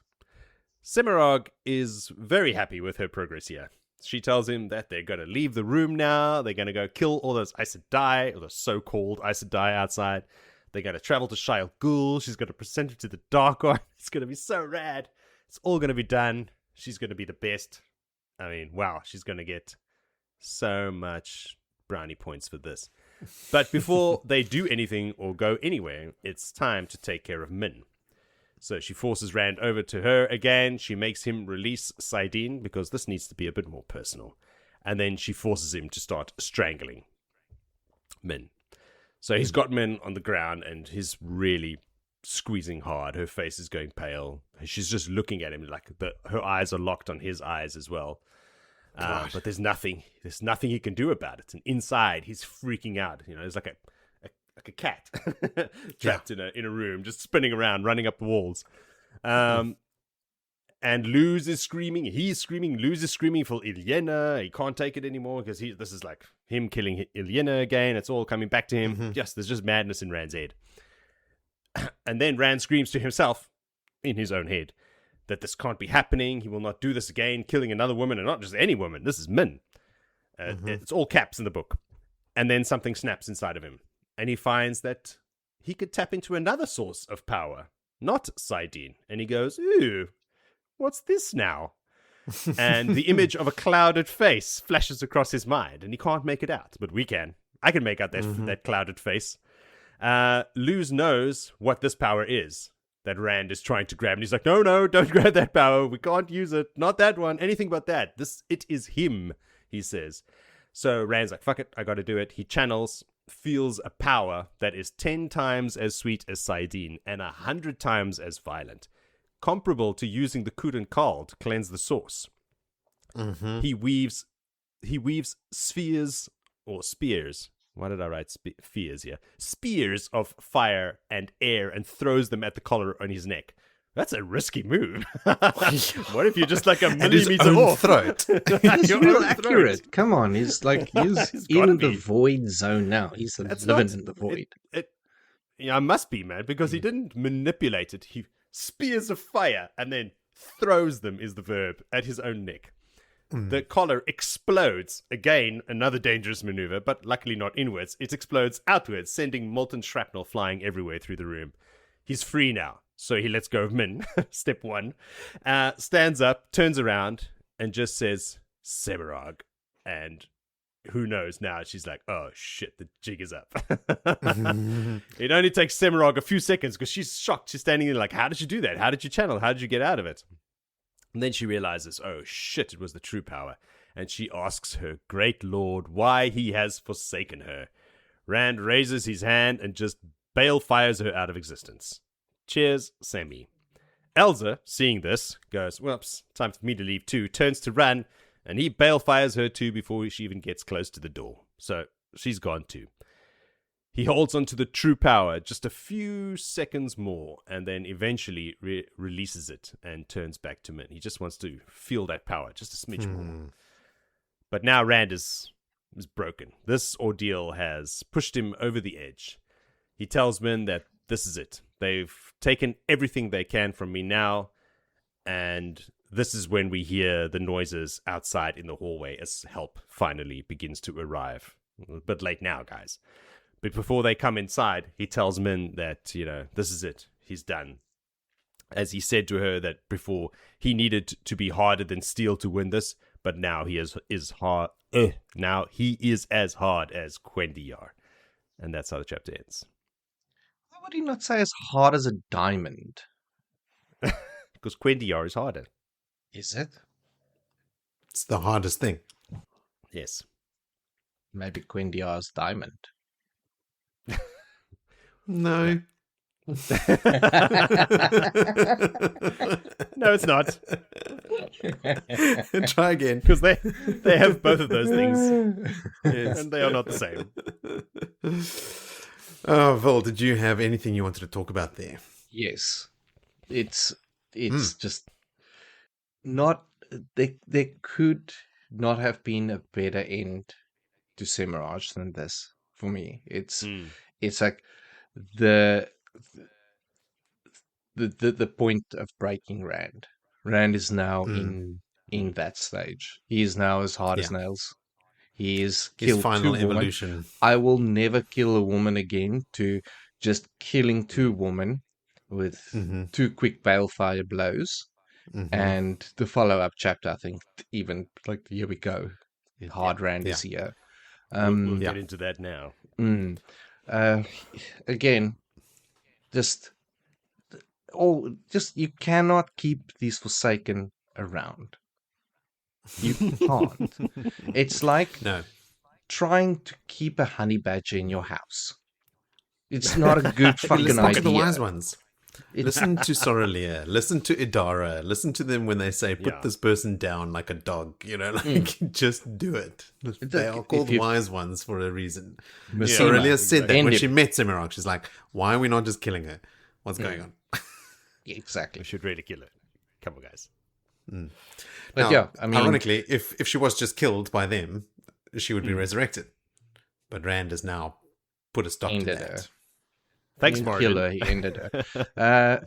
Heavy, one-handed, throttling Min. And her eyes helplessness not going off. And I think that's just that is enough to break the hardest. It's he's terrible. trapped in his own body, knows what he's doing, and Min has just locked her eyes on him. And like the tears are watering in her eyes, and she's looking terrified. Oh, man, hardcore. Yeah. It reminded me of that scene in the Abyss where one of them has to drown. He gives her the liquid that she can. No, he takes the liquid because she's stronger, and she has to drown and take her under the water to the other hatch to get like that. Having to see someone you love die. Drown eye to eye. Die I'm not slowly, killing you, but there's no consciously other option. Like it's like the air being squeezed out of her lungs by water, and Min just air is not entering her lungs because Rand's big hand is wrapped around her neck, involuntary, nothing to do. This has to be the sort of lowest point chapter. It's like, I mean, I know Rand is still like, dark Rand after this, but like this event that sort of breaks him finally here. His very last line in the chapter, I think, is like, within this void, he had no emotion, none at all. They could not break or bend him. It was done. Like, it's over now. Like, he has finally, they could not bend or break him, but he has broken emotionally and mentally. You're right. Like, he was saying, oh, he won't kill a woman, and then quickly kills 2 women, and then in the next chapter we'll get to it, Joe. But he's like, just says to Cadsuane, if I see your face again, I'll kill you too. Like, suddenly it's just zero emotion left. I think, but I mean, it also is crucial to what he needs to become and where he needs to go. Like, there's none of this control anymore. This you can't say I cannot kill a woman when half the living Forsaken are women. You can't go around this like, oh, I'll leave to lesser people like Cadsuane to deal with all the Forsaken that are women, because what do? They, oh no, cool, let's torture her, keep her, and pet her, and see if we can get some magic out of her or something. Yeah, you're being greedy. Just do the thing. Much like the seals, like he had to be broken all the way down before he could have his veins of gold chapter and be built back up again. So I think I'm speculating here, but I feel like when he goes to the mountain and he has his Zen moment, I think he's going up there to kill himself, or to at least contemplate it. It's like this last ditch thing, and then he has this epiphany, and he comes back, and all the apples are fucking, blooming in the trees and stuff. And like, Appling. and he comes back fully merged with Lews Therin. What I forgot to write in this chapter for some bizarre reason is that Semirhage makes him beg. She's like, no, beg, and he's on his knees on the ground, kidding her, saying, "Please, like, please, I beg you, I beg you." Like, yeah, she's got him. And then when she sends him to go strangle Min, he says to her, "But you promised." And she's like, "I didn't promise anything. I just said you should beg, and you begged. You begged very nicely, but now I'm going to make you kill it." It's like, see, that part to me is like obvious. Does not need to be summarized. No. The key here is, for me, like, into that merger of Lewis to become one, is that it already happened now. There's a bigger trust, Lewis telling him stuff, but then also adding to that where he remembers dying. He remembers killing himself. He doesn't say, I remember Lews Therin killing himself. It's like, I remember killing myself. Yeah. All that pain. I remember very killing close them now. all. Like, it's now that it's there. Yeah. Yeah. I've got some other tiny little bits and pieces that we can pick through before we deal with the aftermath. Yes. Let's pick. My first comment was, good Lord, Semirhage. A small part of her looked forward to being tortured. What a nut job. Just like preparing herself for the pain. She's like, part of me kind of looking forward to it. Yeah, I've tortured so many people. I wonder what it feels like. Yeah. Psycho. Not great. She also thinks about the fact that she's been working with the Adam. So I figure that must be, time as Anath. She would have had access to Sean Chan's stuff. Must be. And when Rand is sort of riding around the borderlands with Ituralde and Bashir, he thinks to himself, why did Moradin help me during my fight with Samael? And I was like, yeah, good question. But this is also just a little bit of foreshadowing, so that just to remind the reader, oh yes, Moradin, there's a link there. They did something together with Samael, because that's obviously the reason Rand can access the true power. Yes. It's because of his link through Moradin. On that same ride or something, he thinks to himself, when he thinks about Min, he says he didn't want to frighten her of all people. Oh, just setting us up for an emotional cliff a couple paragraphs later. Rand interprets the message from the Finns that to live you must die as his legacy living on after he dies, but that's an incorrect reading of that that prophecy, or that answer that they give him. Brandon also priming us here for Tam's return via Cadsuane by dropping in here that at times Rand longed for Tam's voice, his wisdom. So he's thinking like, oh man, I just wish I could see my dad again. And then later, Cadsuane brings Tam.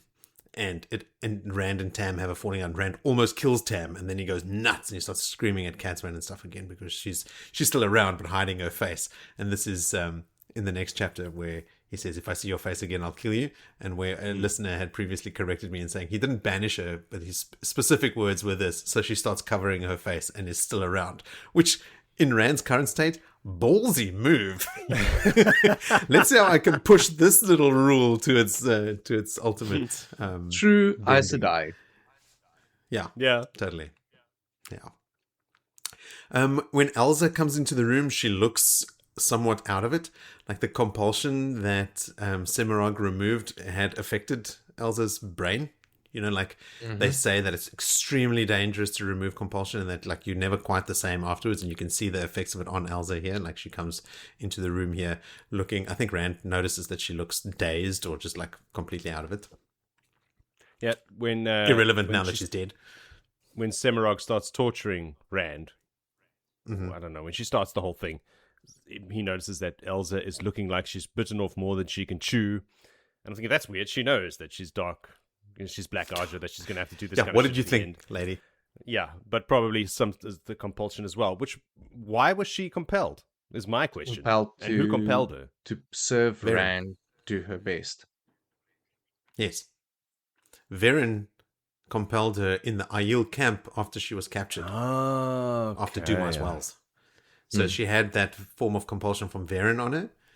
This is why she was serving Rand in her own weird way. Yeah. What else did I have? And then she had here? a lobotomy. And yeah. When Semirhage is torturing Rand with the pain through the sad bracelets, and Rand sort of just decides, actually, no, I'm done with this. This pain doesn't affect me anymore. Semirhage actually looks puzzled. She's like, huh? What? Why isn't this working? What's going on here? It's always great to see her sort of, knocked off balance. Like, wait, I don't understand this. The Queen of and Pain. Again, yeah, exactly. But then again, when Rand embraces Seaine on her command and he vomits, she's like, interesting. So she's not seen this before either. So it must be a thing linked to the Moradin event, right? Yes. Like it's got to be that. What else? I was just laughing at that, like, Semirhage is so goddamn evil, but it's her evil nature that pushed Rand to the edge to embrace the true source and ultimately was her undoing. So again, another one, the Forsaken indirectly at least being their own undoing. And then, Joe, you mentioned what Rand was saying about channeling the true power, what it rivaled like the channeling he was doing with the Kudenkaal. Then, if you recall, Kalandor is also a Sir Ungril for the true power. So imagine what he could do with that. That's right. Yeah. Hectic. I bet we'll see. We'll see some stuff. Kalandor certainly does make a return. Okay, that's it from me. Let's forge ahead through this. The aftermath of this scene is laid out in chapter 23, called "A Warp in the Air." Joe, please clear the air with a quick recap. Nobody can clear this warp in the air, Moritz. It's not how it's done. We're now with Cadsuane in said aftermath. She wants to know what happened. Like, she's walking. She's, missioning. She's in control. She's asking questions. She's taking charge. What happened to those 3 Aes Sedai that were guarding Semirhage? First of all, step 1. What the fuck happened there? It was Corel, Nisun, and Diagian. Only Diagian is dead. And the other 2 were left alive. Nobody knows why. Cadsuane knows why. Warders. Those 2 had warders. If they had been killed, their warders would have known about it and come a-running. And that would have... I don't know how that would have stopped Semirhage, but anyway, it would have caused more cuck than needed to be caused. They had to be sneaky about it. Cadsuane had been visiting with the Wise Ones. That's why she wasn't there. She said, God damn it, out of all the nights I choose to be visiting with the Wise Ones, I had to be here. And she's come running back now, and the Wise Ones as well. And they are hot on her heels, making Cadsuane step quickly. She doesn't want them to overtake her. Sorelia's with her. Sorelia's there too. And they head straight up to the hallway down to Rand's room. So they arrive at Rand's rooms. The doors are open. The maidens are outside. Yeah, everything is a buzz. There's groups of Aes Sedai. Everybody is up in arms, except for Elsa. She's not there. Cadsuane notices. Everyone's here. quick scan, Elsa is not here. No, she wasn't here either, technically speaking. Min's sitting on the bed. She's rubbing her throat. She's got red finger marks on her throat, pale face. And Rand is standing with his back towards the entire room, looking out of an open window, clasping his stump behind his back. Hey, Nynaeve is there too, by the way. She doesn't do much in this chapter. She just looks sadly and concernedly at Rand. So, okay, Cadsuane starts talking to Rand, like, okay, tell me, what happened here? What's going on? And he, of course, just now ignores her.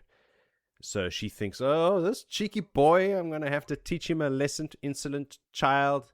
And he just tells her, cuts her off, like, don't worry, the danger has been dealt with. She's like, okay, that's what I'm trying to find out. What danger? What the fuck happened? Tell me exactly what you mean by that. And he turns around to look at her, and she takes an involuntary step backwards. She immediately notices, like, whoa, this is a different dude. Something very bad happened here tonight. He is no longer that same foolish boy. Rand calls Narishma over, and he tells him, I have a weave for you to learn. Memorize it, because I'm only going to show it to you once. And he just uses balefire. He does this right in front of Cadsuane, of course, who is not happy to see it. She starts berating him, and she says, that's forbidden, and stuff like that. And he interrupts her, cuts her off, and he just tells Narishma, this is the weave we must use when fighting Forsaken. If we kill them any other way, they'll just be reborn. This is the only way to make sure that it is that is never going to happen, that they'll never coming back after this. Cadsuane tells him, like, this is forbidden, it is forbidden weave for 1,000 years, blah, blah, blah, gives him the whole thing. He cuts her off again. He just goes, look, I'm the Dragon Reborn. I've made it unforbidden now. Like, I'm in charge. He says, I have decided that it is not. Yeah. And he's speaking softly the whole time, He's not even, forceful, and he's just like this quiet, like, I've decided that it's not. From now on, you will do as I say. He has seen Cadsuane tries to call him cities destroyed with it. He has seen stop it stealing my lines, bro. So just give me literally one sentence. Cadsuane tries to call him a child again, and he just cuts her off with the lines. I have seen balefire destroy cities. I have seen thousands burned from the pattern. If you call me a child, then what are you? Those of you who are thousands of years my juniors. So this merger has really kicked in now. And Semirhage is dead. Worse than dead. I've burned her out of the pattern. She won't be a problem for us anymore. Cadsuane starts to try and take control again. She feels like, oh, she's losing it. And Rand just interrupts her. Like, it's entire conversation between them. She never finishes the sentences. No. And Rand interrupts her, and he points at the bed, and he goes, you recognize those? And he points at what remains of the domination bands. You were supposed to look after those and keep them safe, right? Huh? So I sent people to your rooms to scratch around as well, and we found this box in your room. So Cadsuane's like, what the fuck are you doing? You can't just go scratching around in my rooms and blah, blah, blah. She carries on. Again, dude, Dragon Reborn, I do what I want now, in a nutshell. And then Rand goes all silent again. Eventually Cadsuane musters the courage to talk to him. And she's like, so what now? You expect an apology from me? And he just tells her, what I do expect from you is that you are exiled from my sight. If I see your face again after tonight, I'll kill you. Of course, Cadsuane tries to argue back, but she's not even a few words in again when he turns around to look at her, and she just trails off in fear. She can swear that the air around him is warping and that the room has darkened. She can see it. Now, I'm wondering, can everyone see it? Or has she got some special ta'angril in her hair that, with male channelers or experience? Because I am 100% sure that the air is warping around him and the room has darkened. I think it's from the true power channeling, right? Like that. That's like yes, a phenomenon that is described before. But I know we're just in her point of view. Only from her, in her point of view. Maybe everyone else can see it too, or maybe they're afraid to look at him. I don't know. If it's just they're not noticing. Maybe they're not in a deep discussion with him right now, fearing for their lives. Yeah, so she's trying to get out of it. She can see him, after this darkness and whatever. And he just said, I'll kill you. And she goes, like, yeah, everybody knows you don't kill women. So this is like an idle threat. And he goes, nah, things have changed. I've had to adapt. That's no longer one of my rules anymore. He tells her that he can do anything now. Like, he could just will her death. Like, do you think I can't just will it and that the pattern will stop your heart? And she thinks, like, that's not how Taviran works. That's not how these things kind of work. But in her heart, she's like, oh, shit, can he? Like, has it gone this far? Like, in that moment, she believes that he can. Like, if he just believed her heart to stop, that it would, against all of her logic and all of her knowledge that she's gathered. And Rand tells her one last time to never show her face again and dismisses her. The conversation over. So she leaves, like, reluctantly, and she's stunned, you know. He turns to everyone else that's in that room and tells them to prepare themselves and their armies. We are leaving Bandar Even, or leaving for Bandar Even. We'll be out of here in a week. And Cadsuane's last thoughts as she's walking out of the room is that she's lost it. She's lost this battle. That she's been working with a boy that could be saved. Now she's failed. And this is a man, a dangerous man that she doesn't know, she can't predict, and she has no clue how to fix it. Bam. Heavy days. Heavy days, indeed. Heavy days, the heaviest of the days. heaviest of all the days. I have precious few notes here, and the one was just like him going, when she says, "It is forbidden," he says, "I've decided that it is not." And noticing the seeing of your face and how she twists that later to hide her face from him. But like, pretty straightforward chapter, yeah. So, by accessing the true power, he's allowed the Dark One to touch him, which has created this state. The actual warping of the air and the darkening of the room. This is what I've been theorizing since I made these notes. And I'm wondering, but in my wondering, if this was the Dark One's plan all along, is to let the Lord of Chaos rule. Don't kill him, because this is what I want to do to him. I want to push him so far that he has to embrace the true power so I can physically touch him through my own power and corrupt him directly. But there's so many plot holes before that, if you think about it. Because, yeah. But it would have been a nice... It's a nice to have. I was about to say the same thing. Yes, it's a nice to have. If they can get that, that's what they want. If I were to write a TV show version of this, I would make that the plot line all the way through. That the Dark One never wanted to kill him, because this is exactly what he wanted. But how could the Dark One have predicted that Moradin would have been in Shadar Logoth to cross streams with him in that particular moment, so that to give Rand the access? That's too complicated and convoluted. Never know. Maybe it's happened You before. never know. I'm going to like to believe that this was the plan all along by the Dark One. Vil, did you have anything else you wanted to add in there? No, it is a different man. Not a boy Sheep herder anymore. is gone. Yeah, completely. Yeah. I wonder how long this is going to last. I'll go do a callback and see how long is Veins of Gold. How long until we get to that chapter. But yeah, we're going to have to bear with Dark Rand. This is Darkest Rand now. The worst of the worst. Bottom of the barrel. But let's move on to someone that is not quite as dark as Rand. Troubled, confused, conflicted. Let's see what happens in chapter 24, called A New Commitment. Vil, can you commit to giving us a quick recap, please? Bingo! And written down there, well, will you commit to give us a recap of this?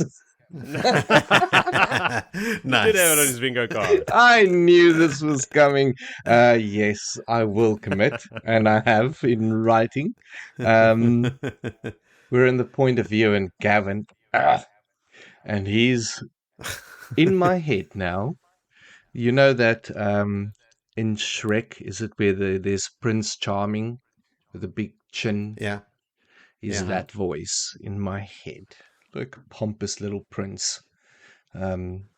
Anyway, and he's riding into Gareth Bryne's camp. It's an enormous sprawling camp.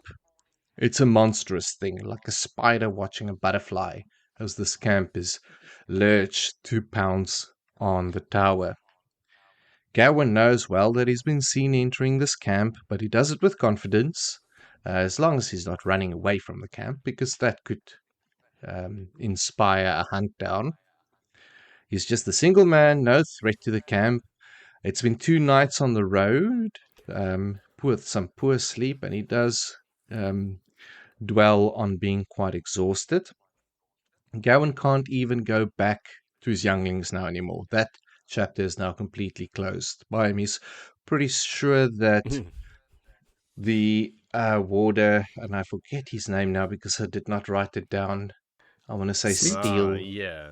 Swells, Steel Swells, Sleet. Same. Sleet won't dob him in just yet, but Sleet will definitely let the younglings know that he has made a decision. But all that there is now is saving Egwene, because she is just a mere accepted, used as a pawn by these Aes Sedai, and he is there to save the day, and he might even just save Bryn himself from this madness. But first, Camp Followers Camp. He's going through the Camp Followers Camp, and it's a mess, because not even a general like Bryn can control the Camp Followers. It's not on his agenda. But he passes through without purchasing anything. Jody, there's an offering to have his sword polished. And I'm not sure if that's Camp Follower talk for sexy time. A euphemism. A euphemism. Hey, General, would you like your sword polished? Governor? Anyway, he accepts no sword polishing or cakes or honey cakes or anything. The camp stinks, and he wants to pull up a hanky to cover his royal nose so he doesn't have to smell the stench of man and animal, these peasants that is before him. But he won't do that. He doesn't want to be found out. But between these peasants, he spots a Aes Sedai face, who quickly makes her way before he can stop. He's like, "Wait, woman!" She bolts into the crowd and makes way. He moves on, and eventually he gets to the gate of the soldiers' camp now, where he's met by the watch sergeant, who's like, "Oh, yeah, another recruit to come and join the party." No, I am not a recruit peasant. I am nobility, and I'm here to see General Bryn. Tell him that Gawyn Takran Pompous Big Jaw has arrived. And he's like, "Yeah, you'll be trouble if you don't listen to our laws, boy." And tells him to send him off to, then he's like, "Look, I don't want to have trouble. If you can just go call the general." But, yep, hands go to blades. And he's like, "All right, I'll have to deal with these peasants now." And he deals with the peasants without killing them at least. But it ends up with him now having to slice some guys' legs, giving them some thigh wounds, and Sergeant General copped one in the belly and the gut and in the head. So he himself is knocked out. But arrows are drawn on him, and he knows this is a dangerous situation, so he goes back to his horse, lays down his blade, said, just here to see the general. Eventually, a small group of sharp-looking men, including General G-Banger, rocks up. Gareth deals with the men, tells them, go to the inventory, and then also scolds the Sergeant General, saying, "Look, if someone comes here claiming to be nobility, and even if he looks and smells of ale, and looks like he hasn't shaven in 2 weeks, please will you call me instead of having your men sliced up?" Because, Gawyn wants to pipe up now at this point, and he's like, "You just hold your tongue. Come with me." And he's like, "Oh, shit." He hasn't been spoken to him by his former master or trainer since he was a young little lad in nappies. Anyway, a lot of conversation between the two. He tells Gareth, tells Gawyn to hold his tongue, to which he responds that he is nobility, but he'll just keep his mouth. He doesn't respond in his head. Gareth wants an explanation for him, and he's like, "Oh, you mistake yourself. Remember who I am?" And Gareth's like, "Yeah, I remember. You're a dumbass who rode into my camp fighting my men to get attention. This is not the way that I raised and trained you." And he's like, "Yeah, well, I can best you with the sword now." And he's like, "Oh my God, are you going to try and prove your prowess and your point by killing me? Is that what it's come to?" Like, he is such a dumb idiot at this point in time. He's like a dumbass. Ashamed for his behavior, he finally apologizes and names himself a fool. And I'm like, that's the best and only good thing you've said all day, idiot. Yeah. Anyway, they have a quick catch up with some tea, no wine, because someone has told Gareth that this is good for his health, that he needs to look after. Swan is, side note, even Gawyn can recognize that he's being well looked after by someone in that tent. There's someone looking after him. Little does he know. Anyway, Gawyn pipes up. He needs to rescue his bae. She's in trouble. And Gareth's like, you dumbass. Firstly, do you know that she even wants saving? Secondly, we have open lines of communication with her, and she's expressly forbidden me from saving her. And I've sworn an oath to her, so no, there will be no saving done. They move on. The best thing that Gareth at this point in time can do for Gawyn is to say that he probably can get him an audience with the Aes Sedai. And he can state his case over there, but I doubt that they'll get any further. And then he's like, oh, there's one in the outer camp right now in hiding. Is she possibly a spy? And he can immediately see that dimension that there's an Aes Sedai in your outer camp. That Gareth gets the same thought, like, oh, is this a possible spy? So he doesn't linger on the news. It's like, cool, let's move there now while we talk. Well, first he asked him, is it Swan? Like he describes Swan, and Gawyn says, no, she's got blonde hair. Like he asked, is it a youngish one with dark hair? And he goes, no, she was blonde. And he was like, okay, cool, it's not Swan. We better go check this out. Anyway, so Gareth says, come, show me. And also, while we're going there, why the heck are you here and not with your sister? The Queen of Andor, who are you? You are the sworn protector of. And he doesn't even know that she's queen.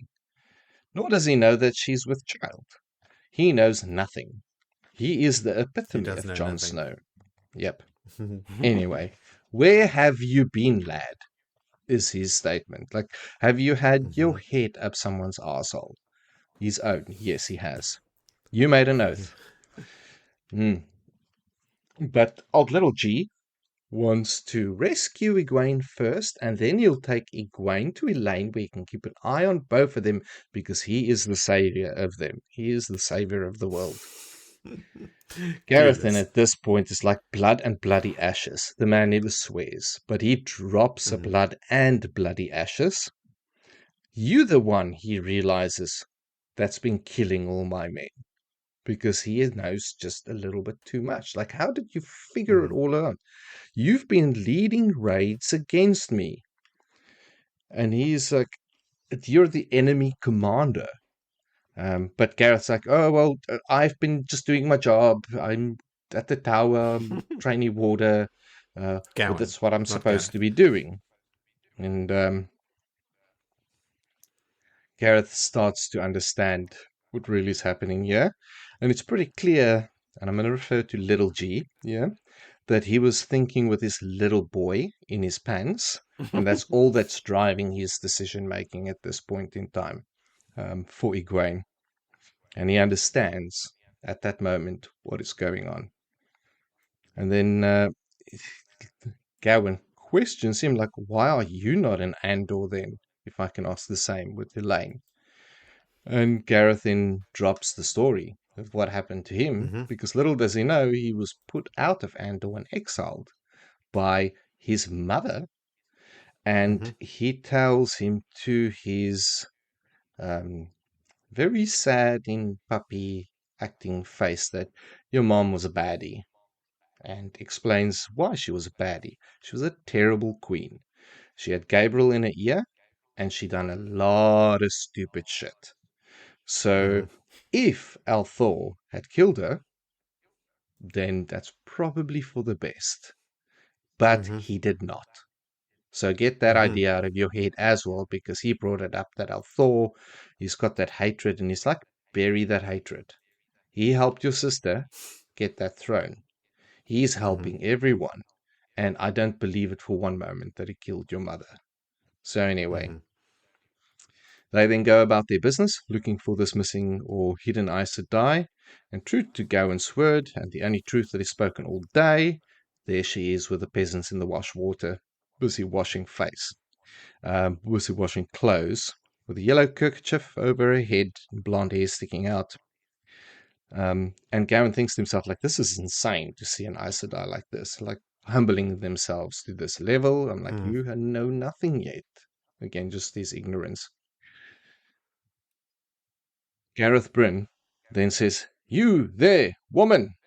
And the Aes Sedai looks up and says, "I am not a woman, I am a man!"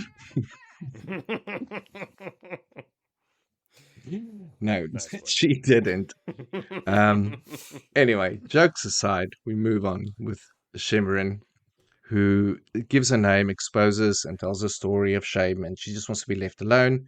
Gareth Bryne's like, cool, I can do all of that, but you need to first come and have a chat with the Aes Sedai in my camp before we can move on from this.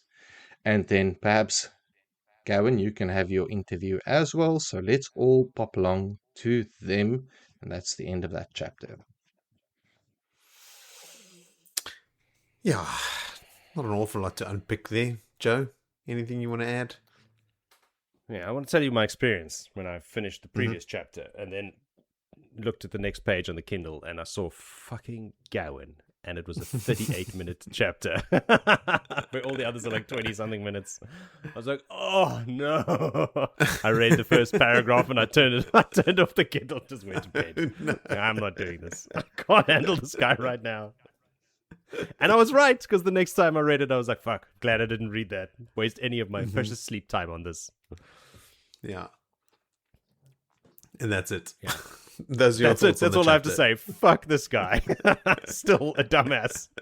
That's the one thing that Brandon Sanderson's done really well. He's kept the tone consistent with Gawyn. 100%. Absolutely.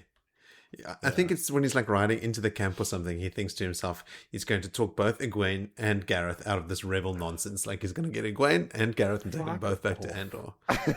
Clown shoe. Just get the net. You know? You guys have already touched on my other notes there. This is a pretty nothing chapter. I mean, is it in the next one where they actually talk to the Aes Sedai about it? Yes. Okay, so let's get on to that then in chapter 25 called In Darknessville. Please don't leave us in the dark. Tell us what happened. Double bingo? No, I didn't write that one. I was like, no, the other one was just too easy. I was like, oh, I got this one. And see right through Full it. disclosure, I do not spend very much time on trying to come up with clever segues here, and you will know that by the end of this episode. Well, actually, the Aes Sedai chat with her that they find is in 26 in my chapter. Sorry, I thought it was this one. Oh, No, sorry. it's not now. Never mind. It's still coming. It is in this episode. Has got some multiple points of views, and we are firstly with Sheriam, the Black Archer sister, who is skulking into a tent in Camp Siege.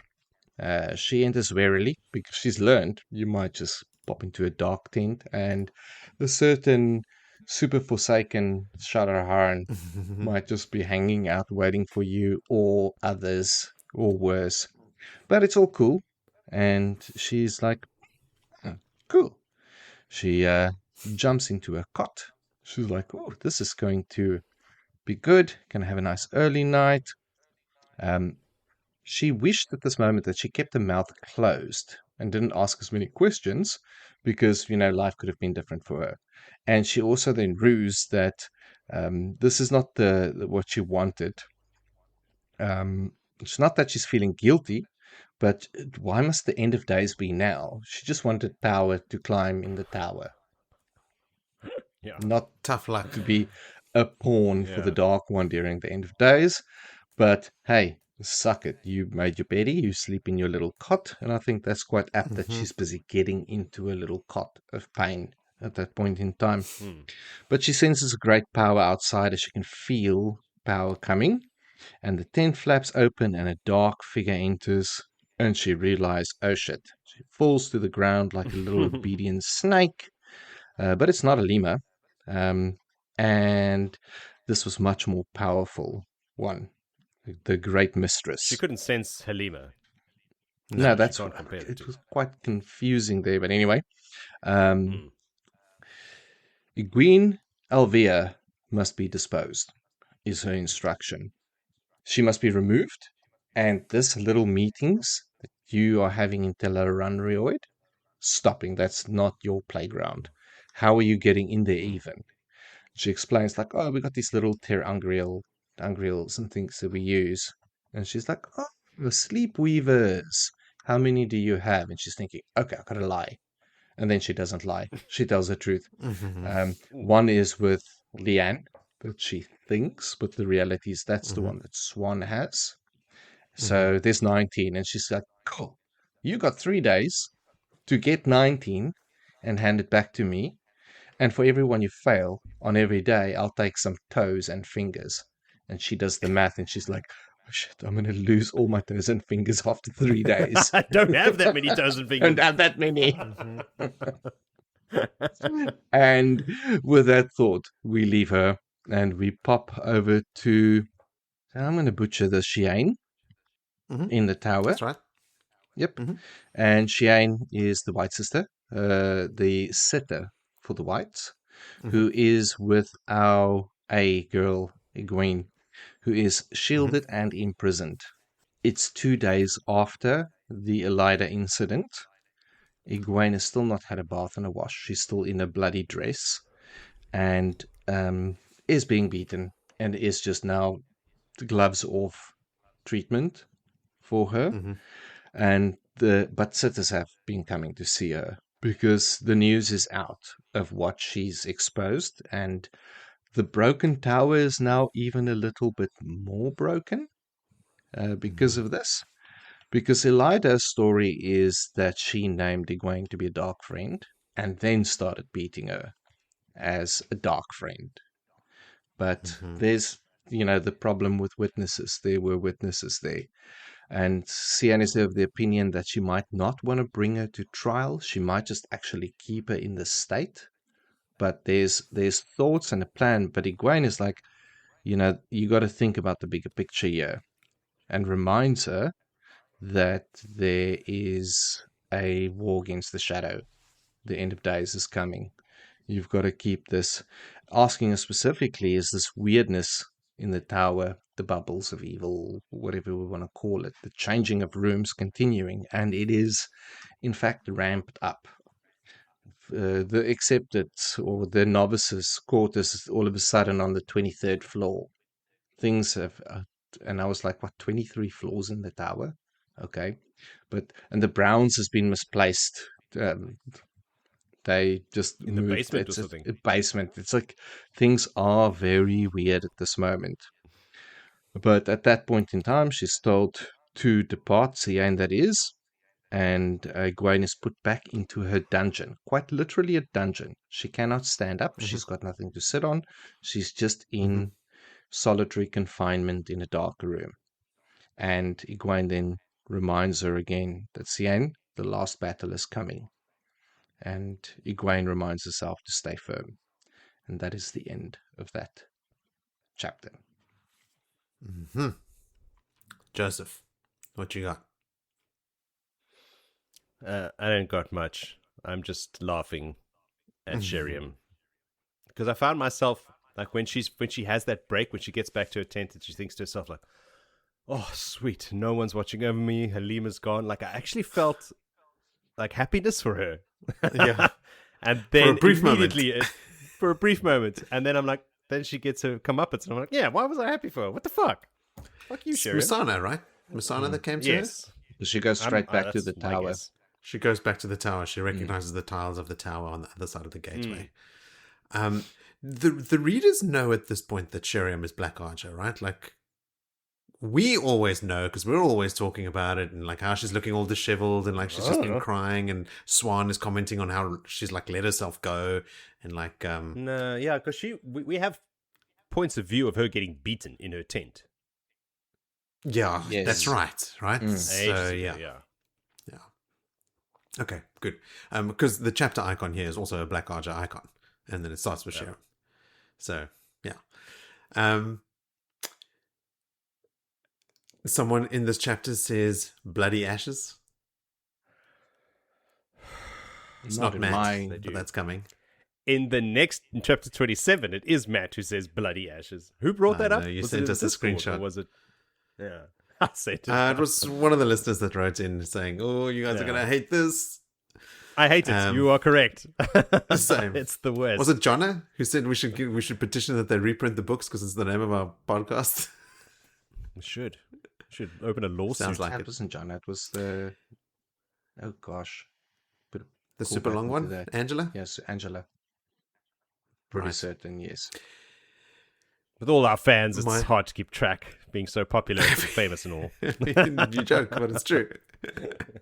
About the fans, not the popular and famous part.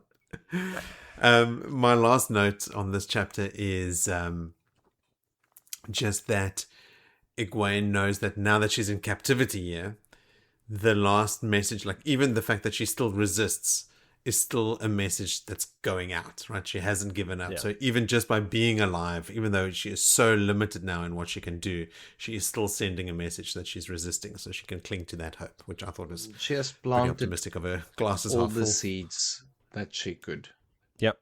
And she has taken the big swipe at the angry dragon. That was a big play. She went all in on that one.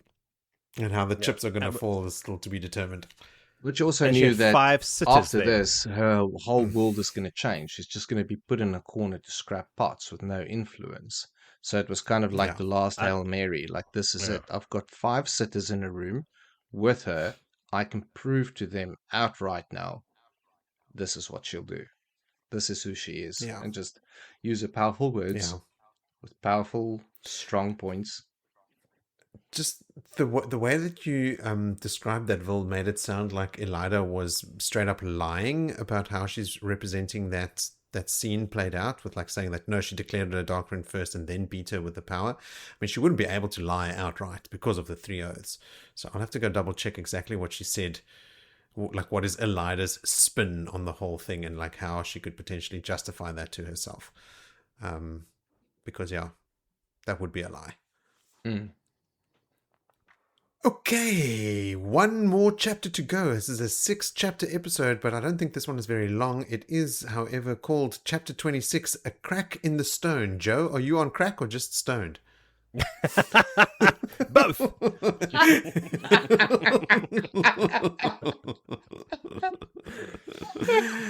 Remember how I said I don't spend too much time on these? Wow, can you believe that when I've read this chapter title so many times, never occurred to me to make jokes about either cracked or stoned. Okay, we are with Avienda, and when I read Avienda, I was like, oh no, Avienda chapter again, because I don't like the way she's written. But this chapter was actually not too bad. Yeah. There's a conclusion, so I suppose Also, it that- moves us along, yeah. Yeah. So we are with Avienda as she watches the camp being packed up, ready to move. Because remember, Rand has said, we're going to Bandar Eben, everybody get your shit together. She's not doing any of the packing, though. She's sitting against the wall of the manor house on the ground in the shade, moving water from one bucket to another bucket by dipping her hand and then letting one drop fall into the next bucket, over and over for hours and hours on end. Another degrading and useless punishment by the wise ones. Men sneaks up on her to ask her if she's okay. She's watching her going, are you all right? She's getting snuck up on quite a lot lately, Avienda. I think it was Amis who did it to her last time. I want to say. Wild speculation again, as truth. Sure, why not? Creating callbacks for Mo. Yeah. And she, Min literally asked her, don't you have anything important to do? This doesn't seem like it's helping what's going on here. I will just save you that callback. It was Amis. But Right, she was excused because Amis was also a maiden of the spears. That's right. Yes. Yeah. But Min, I don't know, Min not a maiden, but she's quite badass. So, of course, the questions are humiliating to Avienda, but she knows that Min doesn't understand the Aiel way and what's going on, and so she just soldiers on. She gets angry about it, but she's like, I'll keep my tongue. This conversation, of course, is long overdue between these two women. Min wants to talk to her about Rand. She doesn't trust anyone else in the camp, and neither does Rand. And really, we need to talk about this, being bonded to him and all. Avienda had heard what happened last night, and had felt it, too. She's impressed with Rand taking on a Forsaken and winning again. Every Forsaken he takes on, he beats. He acts like a fool most of the time, but he's really a very skilled fighter. And like I said, she had felt it through the bond when this was all happening with Min in that room. But at first she thought it was a nightmare, so she didn't react quickly enough. Like, that's fucking lame. She has a lot of tow towards him. She knows it, I know it, we all know it. She tells Min that that Rand can handle himself. Min's asking about, like, what should we do about Rand? She's like, leave him, he can handle himself. He has to deal with his own problems, just like I have to deal with my own problems here. And she won't go to him until she is his equal. She must become a wise one first. She has so much shame that she has to overcome. So once she figures out why she is being punished, she will get all her shit sorted, and then she will go to Rand. Min just stares at her, and she remembers that she has visions. And Avienda wonders what visions she's seeing around her right now. I wonder if there's a later chapter, we see from Min's perspective what she did see. Because I had forgotten for so many chapters now that Min has visions. Like, that's her thing. Totally forgot. She's now just Rand's rock and his study master, I suppose, giving him all the answers.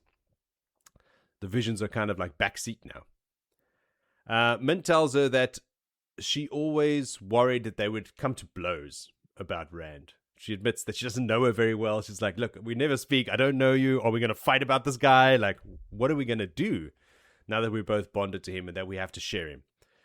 But Avienda tells her, like, listen, man, we're cool. Aiel women do not fight over men. Maybe maidens do, but not wise ones, regular folk.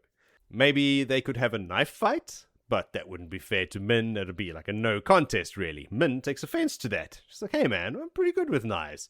She's not a helpless babe, and she gives a little demonstration of her knife skills, flicking it across her fingers and slapping it up her sleeves and down her sleeves and all that kind of stuff. Avienda is not impressed. She's like, I could have slit your throat 3 times while you were flipping that little blade around. But doesn't say anything. This is what she says to herself. She's no need to embarrass the poor woman. She's obviously very proud of her knife skills. And also, listen, we should be making friends. Avienda tells her that Elaine considers Min a friend, and that Elaine asked her to please try and make friends with her as well. So that's what she intends to do. But they both admit that they are not keen on this sharing a man thing. Neither of them are happy about that. But they'll make it work somehow when the time is right. And Min asks her, like, what time will that be when you are done dipping your fingers in buckets of water? Avienda's now pissed off, so she just excuses herself. She says, yes, that's when it will be, and gets up and leaves. Conversation over, and she stalks off in a mood. She finds that she is walking straight to Rand. When he spots her, he raises his hand towards her to, like, call her over, and she veers off to avoid him and runs into the Wise Ones, which reminded me of a quote by Grandmaster Oogway, if you've watched Kung Fu Panda. One often meets his destiny on the road he takes to avoid it. Bear is surprised to see her. She's like, oh, finished your punishment already? She admits that she has not, and they gave her some shit about not learning quickly enough, the usual.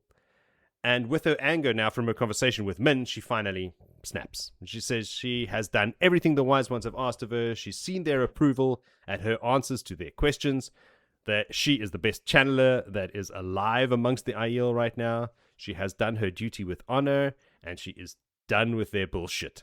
So they ask her, oh, is this you rejecting our punishments? She's like, yes. And they go, oh, so you think yourself our equal? And she's like, yes. And they're like, oh, fucking finally. They all say in unison. There's much hearty laughter, especially from Bear. She has a good old belly laugh from this. Avienda's a bit taken aback by this, and they just like, wow, it took you a long time, man. Like, longer than Amis even, who's with them. That's Amis. Behind the Bear scenes, coin Malden. pouches are distributed as the bets are settled. The bets. Yeah. Dude, great minds. My next line. I can just see some Wise Ones exchanging money. Winning and losing bets as they placed on her. Next line. Amazing. But these wise ones here, Melaine, Bear, and Amis, only say to her, "Welcome, sister," and is a collective sigh of gratitude from every reader in the world. Thank fuck. So, and they have to explain to this dummy now that they thought that she was ready months ago. And a wise one must see herself as a wise one before she can become a wise one. Logic.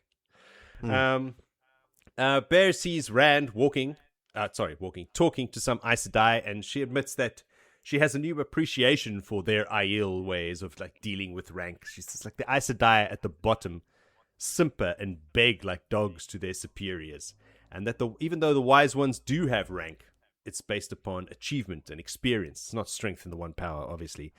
And every wise one has something to contribute and must stand up for herself if she feels that she is right. Everyone will listen to her. Even Sorelia will listen to somebody sometimes. It's not much. You can tell Sorelia, okay? Yeah, take that with a grain of salt. That's Egwene. Avienda's question is like, how could she see herself as equal to them? You know, they're so amazing and so great. And it's like, yeah, everybody is great in their own way. But Avienda is still not a fully fledged wise one. There is still one more thing that she has to do, and that is to go visit Ruidian for a second time.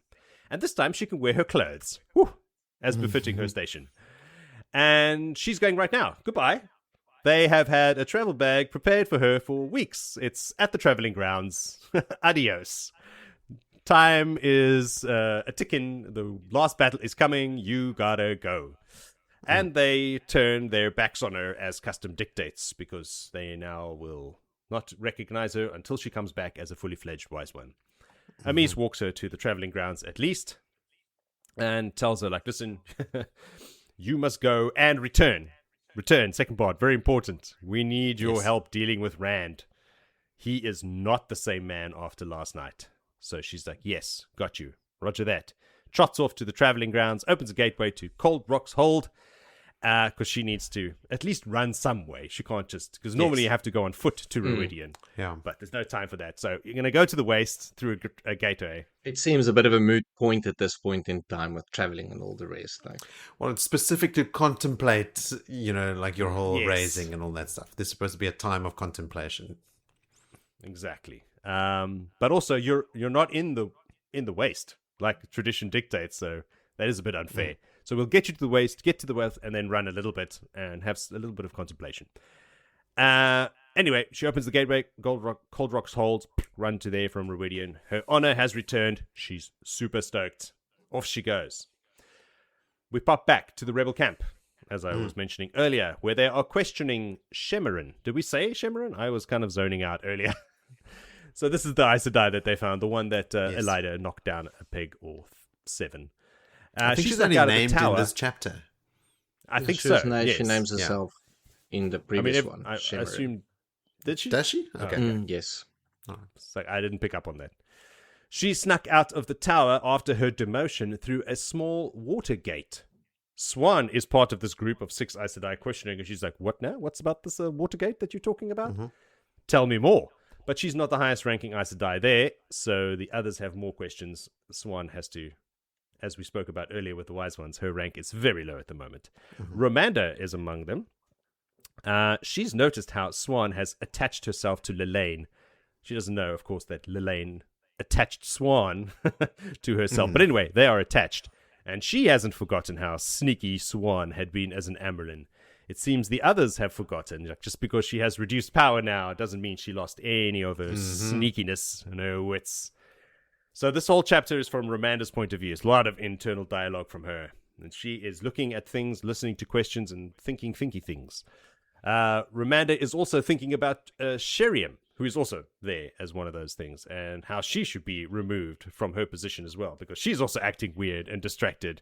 And she wasn't a very good keeper the whole time. And once Egwene is back, and she hopes that she does come back, if only to fuck up Lelaine's plans, there should be a new keeper. And wouldn't you know it, she has just the candidate in mind. The questioning continues, and Romanda curses Elida for turning one of them into a simpering mess like Semirhage. Sheriam is asking not to be sent back to the tower. Like, please don't send me back. I'll find work. I'll live a normal life as a normal woman. But Romanda will not have this bullshit. Sheriam, you are an Aes Sedai. She keeps reminding her, you're an Aes Sedai. Like, no matter what Elida says, but... Of the yellow Arja, no less. So Romanda's like super Arja. invested. Yeah. Yeah. So stop this cuck, but Sheriam is she's broken, eh? She believes it. Swan jumps in again. She's like, "What? This Watergate?" Just to come back to this Watergate you were speaking of. Where is it exactly? You should make me a map. Romanda listens to them questioning Sheriam some more, and then notices a little bump under the canvas tent floor. It's moving towards her. She's, oh, that's weird. Some bug. Doesn't matter. Carry on. The questioning reveals that Sheriam didn't do anything to get demoted. Elida just got annoyed with her. Like Romanda is getting right now. She's like, I can see it. I don't agree with it, but I can see it. She was never a very strong Aes Sedai. She believes that she should never have been raised anyway. Which makes me wonder, like, hey, man, if you pass the test, you pass the test. I mean, that's a fucking hard test. We've seen it. That's why the test exists. Yeah. It's not like you pass the test and they go, actually, you're kind of weak, so no. No, what the fuck? Swan at that point also notices the bump moving towards her. She's like, hey, is that a mouse? And Romanda goes, no, it's not big enough to be a mouse. And then she looks back, it's like, oh, it has grown, actually. It's a bit bigger, that bump. And it's crawling under the canvas right to the middle of the tent where they are. It's coming straight at them. And then it pushes up through the canvas floor, splits open the canvas floor to admit first just one giant fucking cockroach, but then a fountain of cockroaches stream into the tent, freaking everyone out, and they are screaming, as you would if you saw a fountain of cockroaches. They scream and the warders rush in with their swords drawn, ready, stop dead, because they're like, actually, no one trained us to fight cockroaches with a sword. I don't know what to do kind of right now. They just stop dead. Not trained to fight bugs. So the Aes Sedai are like, fuck, we'll deal with it. They start channeling air and they start squishing them, but there's just too many fucking bugs, too many cockroaches to deal with. So they abandoned camp. They just run out. I would have run out first thing. Lelaine is standing there. She asks Romanda, have you got anything dear to you in that tent? And after a moment, she realizes she does have like a little journal in there, but, you know, she remembers what she wrote in there, and there's nothing that she can't replace, and they just burn that motherfucker to the ground, which is the best move. That's how you deal with it. So as they watch the bonfire that was Romanda's tent, Magla, who was also one of the 6 there, tells them that those were not ordinary cockroaches. They were 4-spined roaches from Shara. This is not natural. This is the work of the Dark One. Yeah, normally when cockroaches act like that, not natural. So Swan finally has her moment. She leads Sheriam off quickly to go get that map of her Watergate and leaves Romanda staring at her burning tent. They all leave her staring at her burning tent, and she thinks to herself that, shit, Gawyn is right. The last battle is close. And she's still captured in the tower. She's still refusing rescue, even after what happened to Elida's dinner party, because they did meet in Tel'aran'rhiod after that. And Egwene gave them all the rundown of what happened. And as the fire is dying down, Romanda wonders if she could be doing what Egwene was doing if she were in her position, and realizes that she doesn't even have an answer for herself, which disturbs her more than the roaches did. I know the answer. No. Only Gawyn can do what Egwene's doing. No one could. No. The end. I like how, one more thing, how when they're outside the tent, everybody's like, oh, like rubbing their hair and their body's like, oh, God, it's all over. Yeah, so gross. Yeah. June called me today, and like she was down in the lounge. They were busy playing a game. She's like, Dad, I think I've got a leech. And I'm like, oh, okay, cool. Don't worry, I'll come and get it. And I just grabbed some toilet paper and walked down. But it was just like a little stick that was in her tights. But she was just freaking out. It was just like a little tiny stick. I'm like, no, it's fine. Leech. Don't worry. She went straight for leech. Do you guys have leeches? Oh, we have. Is that a thing? We have loads of leeches. The kids have had loads of leeches. Mm. Oh, wow. Australia. Playing in the rivers. Australia. Go fishing, you get leeches. Jesus. It's one of those things. Yeah. At least it's not the lamprey. No. Yeah, look, not a super eventful chapter, apart from the Avienda stuff, right? Like Avienda part, the yes. collective sigh of relief that, oh, okay, great, finally. It's also, they address right here why Savannah was accepted among the wise ones, because she did exactly this thing. She said that she was a wise one, and they actually had to accept her. Because who in their right mind would do that without... No one. Savannah, not in her right mind. Yeah. So Savannah was a bit of a special case because Avienda asks as well, like, what if an apprentice is not ready and she says the shit that I just said? And they go, we just would have beaten her some more and sent her back to do some more chores. Like, why didn't you beat Savannah some more? But she was a clan chief's wife. I don't know. This was a messy wasn't an affair. apprentice. Yeah. And there was the whole Tharava and the other Shido wise ones who were complicit in the murder of that other wise one, to sort of use that as an excuse to attack. So there were extenuating circumstances there that gave Savannah an opening to sort of manipulate in a way in there. Just to create another callback, wasn't the murder of that wise one already when they were across the Dragon Wall? They were in the Randlands. Oh yeah. So I'm just saying why they accepted her before they even crossed the Dragon Wall. Then she was just acting as clan chief, right? Like stand-in clan chief. She wasn't presenting as a wise one yet. Yeah. I think the first time we see her sort of like dressed as a wise one, dressed as a wise one is in that meeting with the Aes Sedai, where the Shido wise ones are meeting with the Aes Sedai, where Gawyn hears the message from the peddler that Morghese was killed, and they make the deal there for the Shido to accompany the captured Rand from Cairhien to the tower, right? Like that's the deal they made there. But Savannah only made that deal because she wanted Rand for herself. It's prior to Duma's Wells. Yeah, prior to that. It's just before Duma's Wells that they do the murder. They kill that woman with the one power, the otherwise one. But other than that, no additional notes for this specific chapter. Just Amis actually saying, God, we gave you so many hints, which is, vindicating, because we were talking about, like, look at these hints she's giving her right here. So yeah, they did. Yeah. Anything else from you, Vil? Yes, I am disappointed in both of you with the many references to Watergate that no one made a Nixon joke. I thought about it. It's low-hanging fruit. Yeah. I'm not a crook. That is the gate that Gawyn and Gareth and Swan infiltrate the tower through. They go and they try to go rescue Egwene. But I think it happens at the same time as the Seaine attack. So that is ill-fated. For some. Yeah. Oh, for some. You mentioned earlier, Moritz, that you were wondering when Veins of Gold is. And I was thinking, probably going to have to wait like 3 books. Oh, no, it's this book. Last chapter. Is it in this book? Of this book. It's the last chapter. Amazing. My reaction as well. Hooray. What? Actually getting on with something? Well, I was going to say, what was your favorite moments? And this is my favorite moment, when Jody just told me Veins of Gold is in this book. Yeah. All jokes aside, favorite moments. Yeah. What have you guys chosen? Willem, you go first. Joe. Mine Vil, is Mo. Spider-Man, this way. Wait, I'm Spider-Man, you Spider-Man. Sheriam going, God damn it, why didn't I lie? I should have lied about how many of those things were. Like, why didn't I concur? Yes, you are a black usher. Your first instinct and action should be to lie, but you have no oaths stopping you from lying. And she just fucked herself by not lying. Ha ha. Funny. Foolish fool. Good one. How about you, Vil?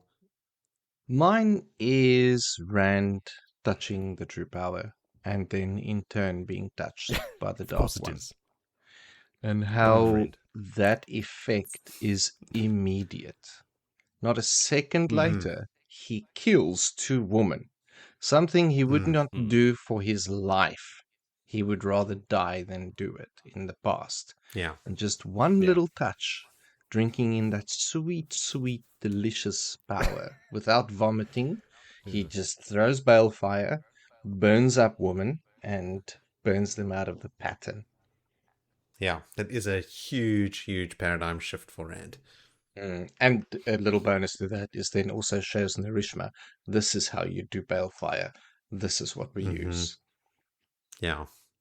Heavy moment. Yeah, mine is actually a related, Phil. I was saying that it's completely overshadowed by like the emotional weight and the gravity of everything that's happening around it. But favorite moment, Semirhage's dead. Balefired. Not coming back. Chalk another one up for the good guys, right? Like that was a Yeah. bad guy that is now dealt with. Which Bad, is bad girl. really- yes. Honorable mention to Avienda finally fucking getting it and running off to become a wise one. It's one of my honorable mentions, yes. I'm just going to elaborate on that. It was not that torturous for me. It's only 2.5 chapters of her trying to puzzle this out. It wasn't that bad. No, Yeah. no, it wasn't. No. Listen, I'm not saying, but I expect more from her. I don't think I was tortured by the writing of it and how long it took. I'm just like, Avienda, get on with it, you know. Did the wise one's reaction at the end not just explain it all, that among them there were others that took months longer to figure it out. Yeah. And Amis being one of them. Like, these are stand-up women that we now go like, wow, they really know. But it's a Well, didn't they say that it's a Avienda Rand took longer moment. even than Amis? It's So a Avienda took Rand longer moment. than Amis. Yeah, that she was No, a she bit said longer almost than as Amis. long as, yeah. Almost right. as long as By the way. Amis. Oh. Like, but it's a Yeah. Rand moment because it's that breakthrough. Rand has made this breakthrough. Call it what you will, but Yeah. he's got to fight in the last battle. Breakdown. He cannot have this emotional ties and these. He's got to be harder than hard. He's got to be harder than Quindiar. But this is also, she's got to have this. These breakthroughs have to come by themselves. We see it. Finally, Perrin. All of it is happening. Like Matt had his already. Oh, yeah. Perrin's Breakthrough. getting Yeah. his breakthrough now. Like, holy shit! I need to Yeah. start making decisions. Rand is Yeah. like, I need to just be a murderous Yeah. villain now. Yes. Egwene has already had her breakthrough, and she's just living her breakthrough at the moment. Yeah. She's living it out It's- for sure. So, yeah, Avienda finally getting there. 2.5 chapters Mm-hmm. later. Cool. You're Yeah. there. It's like, no more dripping water from one bucket to another bucket. No, I think what made the Avienda part tricky for me to read is just how she was portrayed in general in her chapters so far in this book. And there was also, I feel like there was at least one chapter where it was like, I don't know what really happened in this chapter other than to show that Avienda is perplexed by this torture. And I guess in the Maybe that grand is the scheme of things, point. a chapter of the book to bring that point across is probably not so bad. But I guess we're all just wanting all of them to realize their potential. That's why Yeah. I'm so excited about Veins of Gold being in this book, right? Like I want Rand to get through this so he can get to ultimate version and ready for the final battle. So But I'm just again, hungry for that. For me, it's like you need to feel some pain with the character to make their achievement more than just words on a page. It has to be Totally. a moment of you breathing, and it's think about all of these big moments where you go, "Shit, finally!" Like it happened. I mean, like you have to earn breathe that. this. Yes. You have to earn it, and you Yes. have to earn it through hard chapters and hard slogs and hard build yakka. up. Hard yakka builds character. Yes. Okay, we've got a couple of favorite moments from some listeners as well. So from Jonna, Gareth Bryne realizing it was in fact Gawyn that had been raiding his shit all along and that whole encounter. Gawyn is so lucky Bryne didn't just kill him. Like, dude is such a spoiled, rotten shithead that hasn't been doing anything right. And now he's here again, late to the party, about to ruin everything by trying to step in. And Gareth is like, you know nothing, Jon Snow. Laugh my ass off, fucking cool that pretty boy and tell him how it is. He's got so much to learn, but zero time. Oh well, alas, we march onward toward the badassery and heartbreak coming in the last battle. Cheers, crew. Thanks for another great episode. Can't wait for the next. So even Jonna citing awesome. the you Love know it. nothing Jon Snow. Love it. And this made me realize something right now. Like, everybody hates Gawyn, but Egwene loves him, and you can't see why. But we think of Egwene as our sister. She's our little sister. And which older brother likes any little sister's boyfriend? Yeah, none. Nobody. So, another... Totally. And then Magnus had also sent in one saying, I've seen balefire destroy cities, Elthor said, eyes growing haunted. I've seen thousands burned from the pattern by its purifying flames. If you call me a child, Cadsuane, then what are those of you who are thousands of years my junior? At last, Rand standing up to Cadsuane and putting her in her place. I agree she had a good motive, but she went about it all the wrong way and should have reasoned with him rather than bossing him about like a child. Side note, on my first read, I had no idea what was going on with Rand and the alien power he channeled to escape the domination band. This time, I'm a little clearer, but only from external reading, fan wikis, this podcast, etc. I still think that if you read just the books, the whole thing with Moradin and the link would be very confusing. It still is kind of confusing, you know. It's kind of like hand wavy, like, there's this weird thing where they cross the streams and now weird stuff's happening. Vomiting, can channel the troop power, sees his face, gets drawn into dream shards. You know, like, there's a lot of weirdness that even Semirhage, like, through her reactions here, has not experienced yet. She's also like, oh. Yeah. Magnus also says least favorite moment is stubborn pup, Hopper sent. And with that, something slammed against Perrin and he was tossed out of the wolf dream. It is so frustrating. Perrin was built up to be this cool wolf brother in the first couple of books and then he just seems to fizzle out. They are always out of reach, keeping away from humans. I feel like I've been waiting for the Perrin and the wolves to run together for books and books, and now he has his chance and wimps out. I expect he will return soon, but it's annoying. It was super disappointing in the battle of Malden that at last he called the wolves to help, but they seemed to just howl in the mist around the camp as a signal. Perhaps they did a lot of cool stuff off page, ripping into Shadow's throats, but it was never mentioned, and I feel like it would have been seen by someone if the wolves had contributed to the fight. I think there is... Shit, that's right, eh? I don't recall those wolves in that fight at all. I'll have to go check, but it was probably just like a blur of grey fur and, you know, like very vague. I feel like they were mentioned, but maybe I'm thinking of the same thing Magnus is saying here. Maybe their job was just to howl and be the signal. And then they went back to the bush. Just to make disturbing noises. We're not going to mix into their business the whole time. Yes.